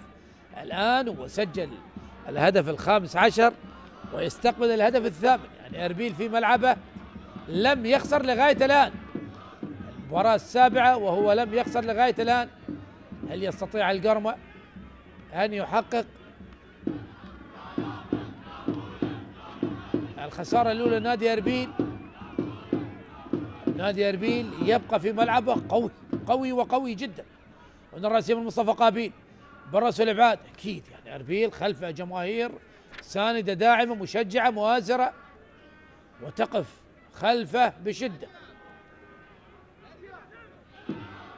رمية جانبية تلعب من كردغلي، أسامة رشيد، كرة الآن وصلت للحارس دولافان مهدي، دولافان. نادي القرمة لعب خارج ملعبه 6 مباريات، فاز في مباراتين فقط وتعادل في مباراة واحدة وخسر 3 مباريات. يعني أيضا نادي القرمة خارج ملعبه يعاني. نادي القرمة الذي تعرض إلى 5 هزائم 3 خارج ملعبه. كرة الآن بن سودة إلى شيركو، بن سودة من جديد صاحب هدف أربيل لغاية الآن، أسامة رشيد، هيلو مونتيرو، تمرير مصطفى قابيل، مصطفى مع الكرة، مصطفى يلعبها إلى بلال العيفة، بلال العيفة لمصطفى قابيل من جديد.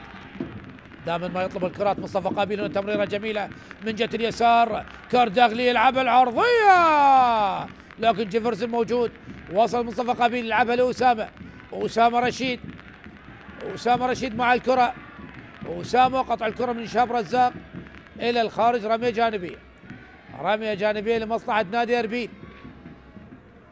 66 دقيقة مرت أحبة المشاهدين، والتعادل الآن الإيجابي، هدف مقابل هدف ما بين أربيل والقرمة ضمن مباريات الجولة 13 من دوري نجوم العراق. الكرة لمست الحكم يوسف سعيد وبالتالي اسقاط كرة. الآن كان الحكم في القانون السابق الحكم جزء من المباراة، ومن ثم بعد ما شاهد طبعا أحد الحكام الكرة لمسته ودخلت الشباك، وبالتالي عاد الفيفا ويحتسب لمس الكرة للحكم اسقاط كرة. خطأ الآن، خطأ لمصلحة عباس قاسم، ما بين عباس قاسم وسفين منصور، لقطة المشتركة التي كانت ما بين الفريقين. القرمة يعني سجل هدفه الأول بعد مباراتين لم يستطيع التسجيل في آخر مباراتين، خسر من القوة الجوية 0-1 وتعادل سلبيا مع كربلاء، والآن يسجل هدف. كرة الآن أسامة رشيد يلعب إلى خالد كردغلي، خالد كردغلي، كرة عالية وطويلة إلى الخارج، إلى الخارج، رمية جانبية.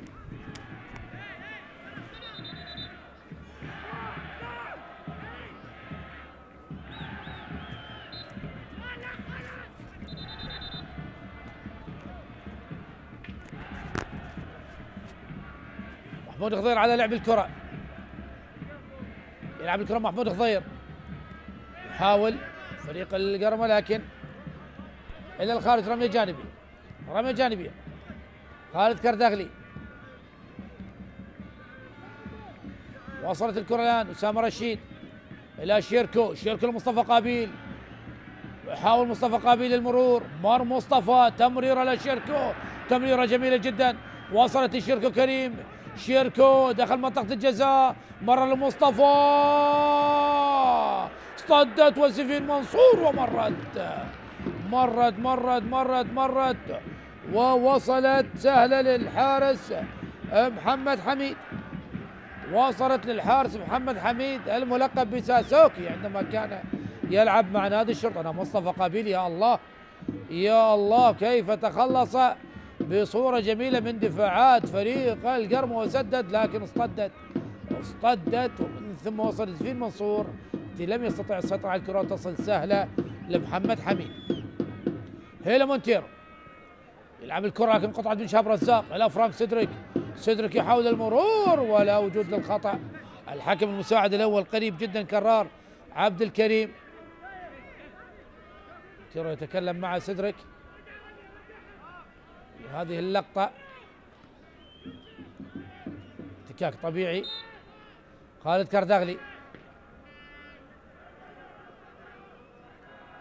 كردغلي مصطفى قابيل بالراس، جيفرسون يحاول الآن وخطأ على محمود خليل لمصلحة الشيركو كريم، لمصلحة محمود خليل الذي تألق مع نادي سامراء في بداياته، ومن ثم الذهاب إلى الكرخ وبعدها الكهرباء. مشوار طويل لمحمود خليل.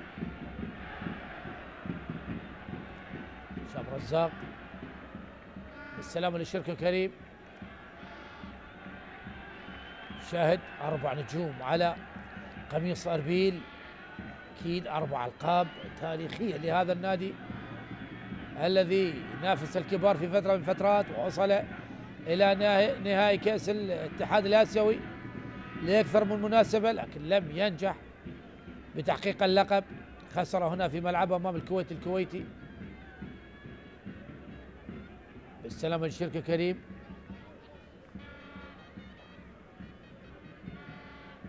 نادي أربيل الذي استقبل الشباكة في آخر 3 مباريات في دوري نجوم العراق 10 أهداف، يعني دفاعات غير جيدة بالمر. استقبل 3 أهداف من الميناء و3 أهداف من الكهرباء هنا في هذا الملعب، و4 أهداف أمام الشرطة في مباراته الأخيرة.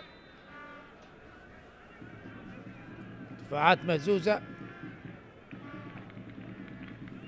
بينما نادي القرمة الدفاعات جيدة لكن الهجوم غير جيد، يعني فريق يعاني دفاعيا وفريق يعاني هجوميا، وبالتالي ما بين المعاناة الهجومية والمعاناة الدفاعية النتيجة تعادل هدف مقابل هدف. نعود ونستأنف اللقاء من جديد أحبة المشاهدين. يوسف بن سودة استلم الكرة، يوسف يحاول المرور، يوسف لكن قطعت محمد عدنان إلى فرجاني عالية بالراس، وصلت لسيدريك قريب على بلال العيفة التونسي، والإبعاد إلى رمية جانبية. فرانك سيدريك، وأيضا الكرة المشتركة مع بلال العيفة. هذه اللقطة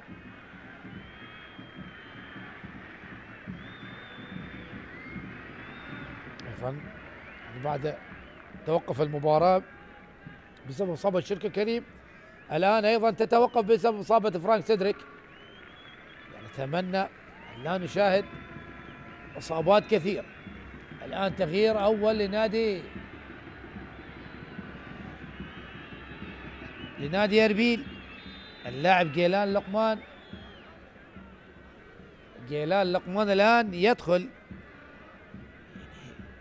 دخل 5 مباريات كلاعب أساسي، وهذه المباراة السادسة يدخل كلاعب بديل لسفين منصور.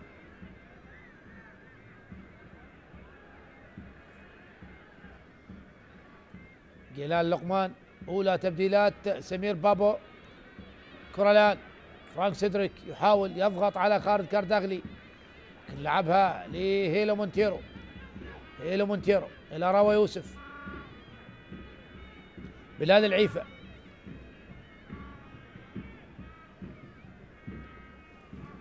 من جديد لمصلحة أسامة رشيد. أسامة تمريرة باتجاه بن سودة. بن سودة استلم الكرة يلعبها قصيرة لم تصل إلى كردغلي، عادت لأسامة رشيد. أسامة لشيركو كريم. شيركو يحاول تمرير الكرة لكن لمس الكرة باليد. خطأ لمصلحة نادي أربيل. أربيل سجل هدفه الأول عن طريق كرة ثابتة. هل ينجح؟ هل ينجح بتسجيل الهدف الثاني أيضا عن طريق كرة ثابتة؟ خطأ على شاب رزاق. شيركو كريم أكيد سوف يلعبها عالي باتجاه بن سودة. تلعب الآن لشيركو. شيركو أيضا يلعبها عالية ومصطفى قابيل يحاول من أمام جيفرسون لكن مرت وذهبت إلى الخارج. ركلة مرمى. نقاش وكلام مستمر ما بين محمد حميد وعباس قاسم. يعني خلاص لا داعي لهذا النقاش والكلام ما بين المدافع والحارس في كل حالة. شاهد مصطفى قابيل والارتقاء العالي من أمام جيفرسون. الكرة العالية من محمد حميد. فرانك سيدريك يحاول، مرت وصلت لروا يوسف بالرأس للحارس دولوفان مهدي. هيلا مونتيرو أمامية تصل سهلة للحارس محمد حميد.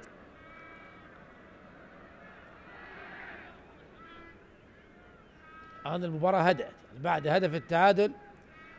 الفريقان لا يريدان المجازفة أكثر من الناحية الهجومية، لأن الآن الهدف صعب جدا تعويضه. لكن نتكلم على مستوى كرة القدم لا، كل شيء ممكن يحدث، لكن خلاص في هكذا مباريات نعرف تماما. الآن الفريق إذا ما سجل هدف أكيد سوف يركن إلى الدفاع من أجل الدفاع عن تقدمه. نتكلم عن سيناريوهات ممكن حدوثها في هذا اللقاء. هنا الكرة لكن طويلة على سيدريك، طويلة على فرانك سيدريك. يريد فرانك سيدريك أيضا أن يضرب دفاعات فريق أربيل بنفس لقطة الهدف الأول، لكن هذه المرة الكرة طويلة وصلت لأسامة رشيد. يلعب الكرة أسامة إلى روا يوسف. كاردغلي من جهة اليسار. روا يوسف إلى بلال العيفة. تمريرة أمامية باتجاه يوسف بن سودة. طالت على يوسف بن سودة للخارج. رمية جانبية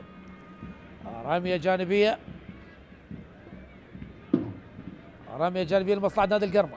تلعب الرمية. يحاول دي كارمو. جيلان قطعت الكرة، عادت لمصلحة نادي القرمة. أمامية لمن عنوان الحارس دولوفان مهدي. مباراة انخفض فيها الأداء كثيرا وكبيرا. يعني 20 دقيقة أولى كانت الشوط الثاني ممتازة جدا. هنا التمريرة يوسف بن سودة يحاول، استلم الكرة الخطيرة لمصلحة نادي أربيل ومصطفى قابيل. يوسف بن سودة هي كرة لمصطفى قابيل، لكن مصطفى لم يتعامل مع الكرة بالصورة الصحيحة. شاهد هنا اللقطة، هل كان متسلل يوسف بن سودة؟ لاعب الكرة باتجاه مصطفى قابيل، لكن مصطفى قابيل نعم كان متسلل يوسف بن سودة. تلعب الكرة العالية راسية من محمود خليل، والابعاد من بلال العيفة، ابعاد خاطئ من بلال العيفة. وهيلا مونتيرو يحاول، وصلت لمحمود خليل. مر محمود بفاصل مهاري، لعبها محمد عدنان، صوب، عادت محمد عدنان.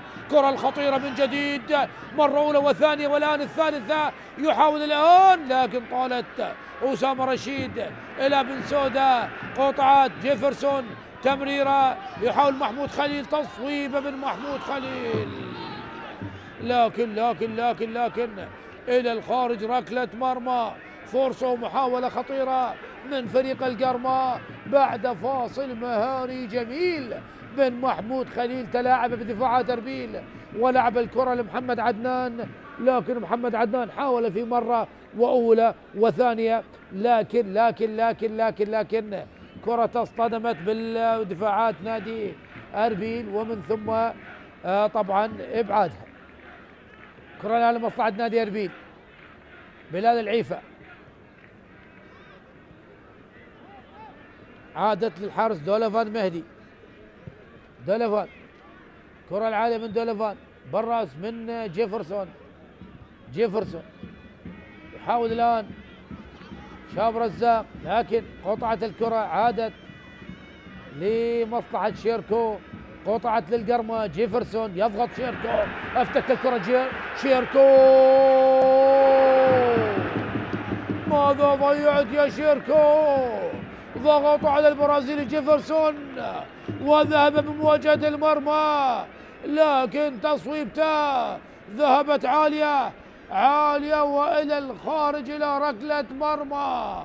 فرصة خطيرة ضاعت شيركو، كود أربيل أن يتقدم للمرة الثانية، لكن شيركو وتسديدته ذهبت إلى الخارج إلى ركلة مرمى لمصلحة نادي القرمة. كرة خطيرة كانت للقائد شيركو، كاد أن يسجل سادس أهدافه. كرة الآن إلى اللاعب دي كارمو، إلى جيفرسون إلى محمد مزهر، لكن يضغط روا، قطع الكرة وصلت إلى جيلان لقمان مع الكرة، جيلان ذهبت الكرة إلى ركلة مرمى. عدت الكرة وذهبت إلى الخارج إلى ركلة مرمى لمصلحة نادي القرمة. حاول جيلان لقمان أن يتقدم ويتخلص من المدافع جيفرسون، لكن الكرة ذهبت إلى الخارج. دكة بدلاء فريق القرمة تواجد فيها ريباس عبد الله، عني الشعبان، حسن عاشور، وندرسون دا سيلفا، وأيضا ياسر ناجي وعلي حصني. 10 دقائق أخيرة على نهاية 90 دقيقة. هل هناك هدف لصقور الغربية أو هدف للهوليري؟ وخطأ على لفرانك سدرك على بلال العيفة، خطأ على بلال،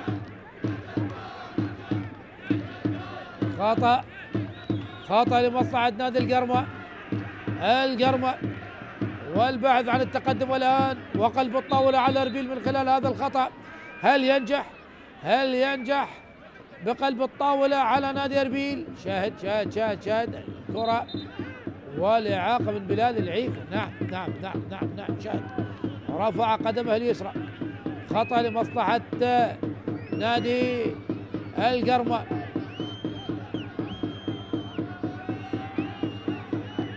محمد مزهر على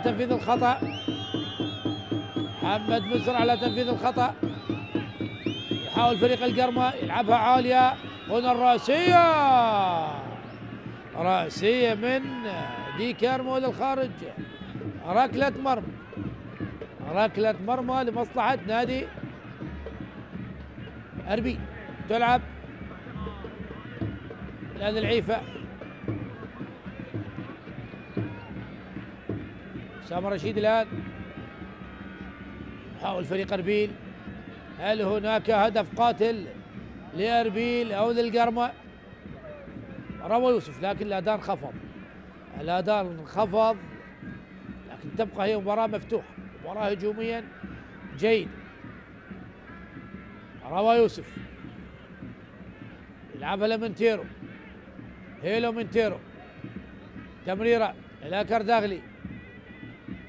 كارداغلي مع الكرة، لكن اصطدت بشاب رزاق للخارج. رمية جانبية لمصلحة نادي أربيل. خالد كارداغلي يأخذ وقته بالكامل قبل لعب الرمية الجانبية، وهناك تبديل لنادي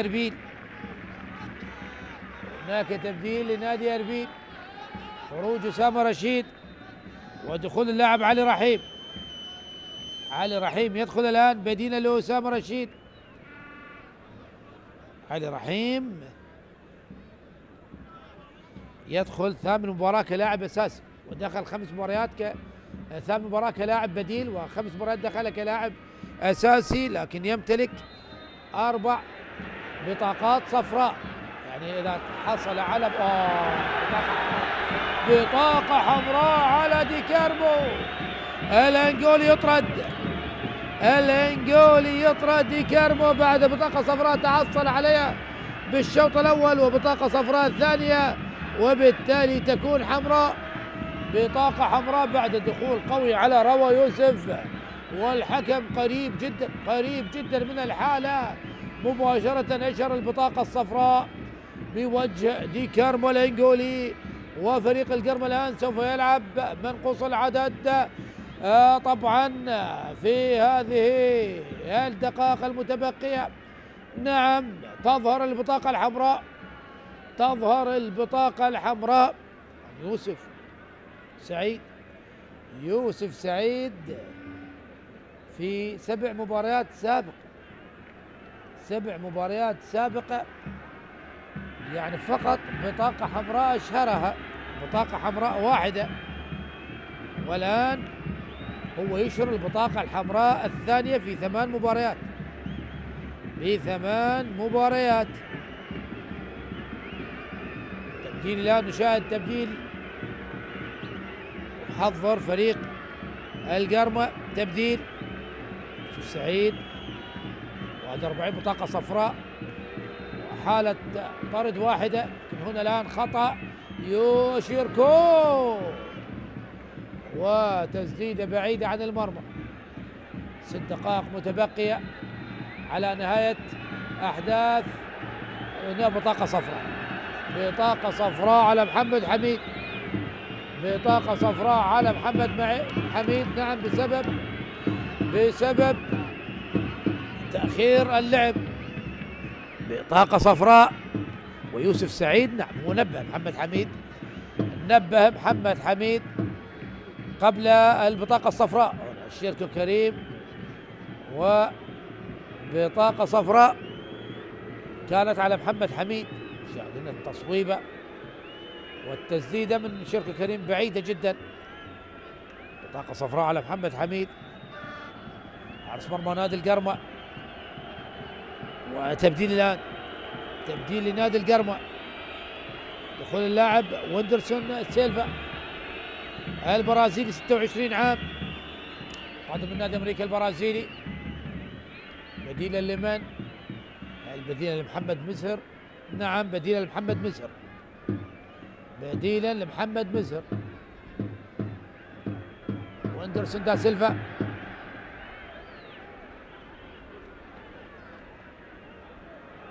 لاعب ارتكاز، لاعب يمتاز بمواصفات دفاعيه اكثر من الهجوميه. علي رحيم اللاعب البديل لعبها للعيفه، العيفه لهلا فواق، هلا فواق مع الكره الان. اربيل اكيد سوف يضغط على مرمى فريق القرمه، وخاصه القرمه يلعب منقوص العدد من لاعب. يحاول الان فرجاني امامي لفرانك سيدريك، قطعت من بلال العيفه، الكره العاليه بالراس والابعاد من جيفرسون. يحاول محمود خليل، وهناك خطأ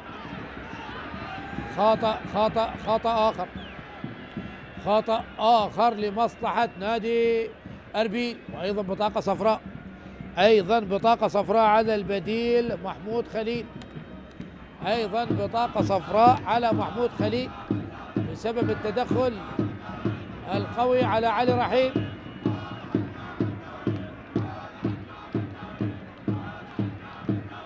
اللقطة المشتركة ما بين محمود خليل وعلي رحيم. هناك شاهد تدخل قوي من محمود خليل على علي رحيم، وبالتالي خطأ آخر لمصلحة نادي أربيل بدأ بالضغط.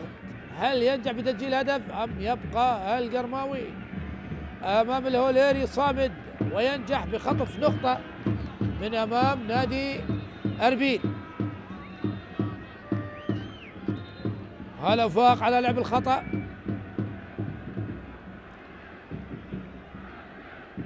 هلا فاق على لعب الخطأ.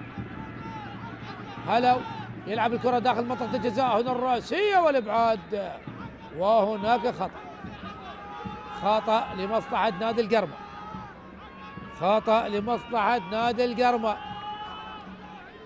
جماهير القرمة القليلة المتواجدة في ملعب فرنسا حريري من أجل مؤازرة صقور الغربية. هنا الإعادة، خطأ لمصلحة فرانك سيدريك على اللاعب علي رحيم. محمد حميد على لعب الخطأ، محمد حميد يلعب الكرة العالية الطويلة،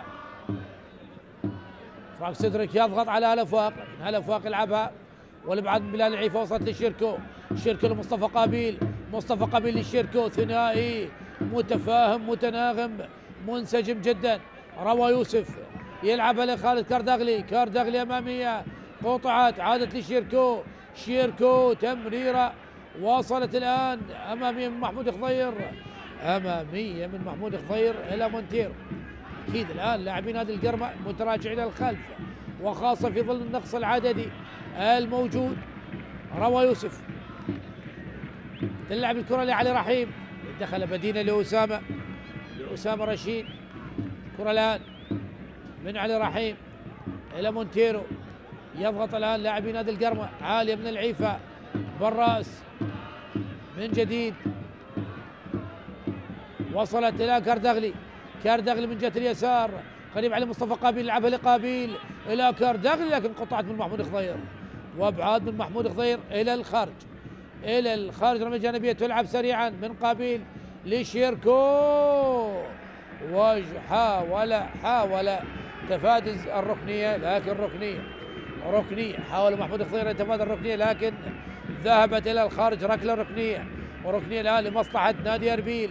خلاص دخلنا الدقيقة 90، خلاص كم سوف يضيف حكم اللقاء؟ تلعب قصيرة لهلا فواق، هلا يحاول المرور، هناك سقوط لكن الحكم قريب جدا، والإبعاد من روى يوسف إلى رمية جانبية، والحكم أكيد سوف يتكلم مع حكام غرفة الفار.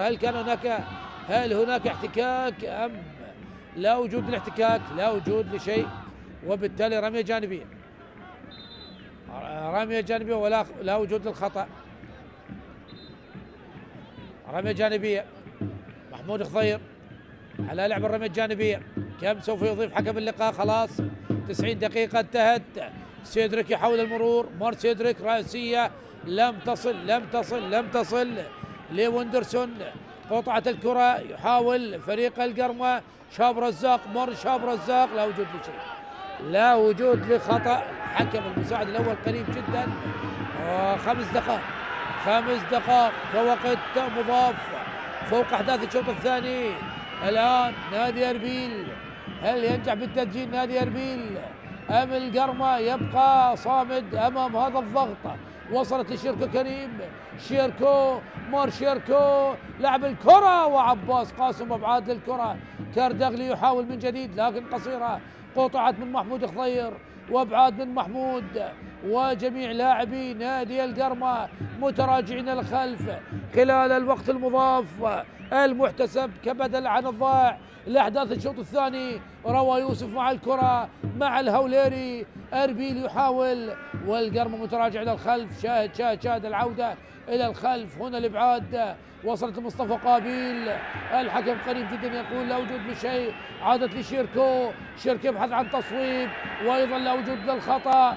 شاب رزاق تمريرة، ماذا تفعل يا شاب؟ مونتيرو من جديد عادت لمصلحة نادي أربيل. شيركو كريم يحاول المرور، مار شيركو، انطلق شيركو، عدى، لعب الكرة، والإبعاد من عباس قاسم، إلى ركلة ركنية. فاصل من المهارة، فاصل من المتعة للاعب شيركو كريم كابتن نادي أربيل، عدى ومر وفات ولعب الكرة، لكن الإبعاد مصطفى قابيل يعاني من إصابة. شاهد عباس قاسم وأبعاد الكرة. لماذا هذه الانطلاقة يا عباس قاسم؟ نعم، هذه الكرة المشتركة ما بين محمود خليل ومصطفى قابيل، والمطالبة بركلة جزاء، والمطالبة بخطأ من قبل لاعبي نادي القرمة وجزاء من أربيل. تلعب الركنية الآن، هنا الرأسية والإبعاد من دفاعات نادي القرمة. يحاول محمد عدنان لفرق سيدريك، هل ينجح؟ وصلت إلى محمد عدنان من جديد، محمود خليل، هل ينجح نادي القرمة؟ محمود عدى من الأول لكن طالت على محمود خليل فرجاني، وهناك خطأ. محمود خليل تباطأ قليلا. محمود خليل يعني كان بالإمكان أفضل مما كان بإمكانه أن يتعامل مع الكرة بصورة صحيحة، لكن أي عودة من مصطفى قابيل، عاد في اللحظة المناسبة وأبعدها من أمام محمود خليل، وتحصل على خطأ والكرة الآن لمصلحة نادي أربيل. بالسلام لمصطفى قابيل، قدم مباراة كبيرة وكبيرة جدا. الكرة الآن لمصلحة نادي أربيل، وصلت الآن علي رحيم لهلا فواق. هلا فواق مع الكرة، هلا مر لكن لم تصل التمريرة. البحث عن الهجوم المرتد، وصلت لروى يوسف. روى عدى من الأول والثاني، لعب الكرة والإبعاد من جيفرز إلى ركنية. وركنية الآن لمصلحة نادي أربيل. دخلنا الدقيقة الرابعة من الوقت المضاف، وأربيل يحاول أن يضغط عن طريق الكرات الثابتة، عن طريق ركلات الركنية، من أجل الهدف المنشود، من أجل هدف التقدم، هدف الثلاث نقاط. الآن هلا فاق على لعب الركلة الركنية، هلا فاق على لعب الركلة الركنية. هلو يلعب الركنية والإبعاد من محمد حميد، ورأسية الآن من علي رحيم إلى شيركو. شيركو قطعة محمود خليل، عادت لعلي رحيم من جديد إلى روى يوسف. روى يوسف أمامية باتجاه من؟ باتجاه هلو فوق، وهلو يحاول كرة العالية لم تخرج، ومحمد حميد الإبعاد بقبضة اليد وبرأسية جيفرسون باهية إلى الخارج. رمية جانبية. هلو فاق يعاني خارج الملعب. هل هناك تبديل؟ نعم تبديل. عني الشعبان الآن يدخل بديلا لمن؟ بديلا لفرانك سيدريك صاحب هدف التعادل لمصلحة نادي القرمة. عني الشعبان اللاعب المدافع يدخل الآن بديل فرانك سيدريك. طبعا بهذا التعادل نقطة بنقطة. تلعب الرمية الجانبية، نقطة لأربيل ونقطة للقرمة لغاية الآن. يحاول الآن جيلان لقمان. أربيل بهذه النقطة يصعد رصيده من النقاط 19 نقطة، لكن يبقى بنفس المركز بالمركز التاسع، بينما القرمة يصل النقطة 16 متساويا مع الميناء في المركز الثاني عشر. هنا تصوير من زاوية بعيدة لكن اصطدت بعباس قاسم إلى الخارج. وهنا يوسف سعيد ينهي أحداث هذا اللقاء بالتعادل الإيجابي بهدف لأربيل وهدف للقرمة. تقدم أولا نادي أربيل عن طريق اللاعب يوسف بن سودة في الدقيقة 52، ومن ثم عدل القرمة في الدقيقة 58 عن طريق الكاميروني فرانك سيدريك. وانتهت المباراة حبايب ما بين الفريقين. وفي الختام تقبلوا تحياتهم على اللقاء علي عنب، والسلام عليكم ورحمة الله وبركاته.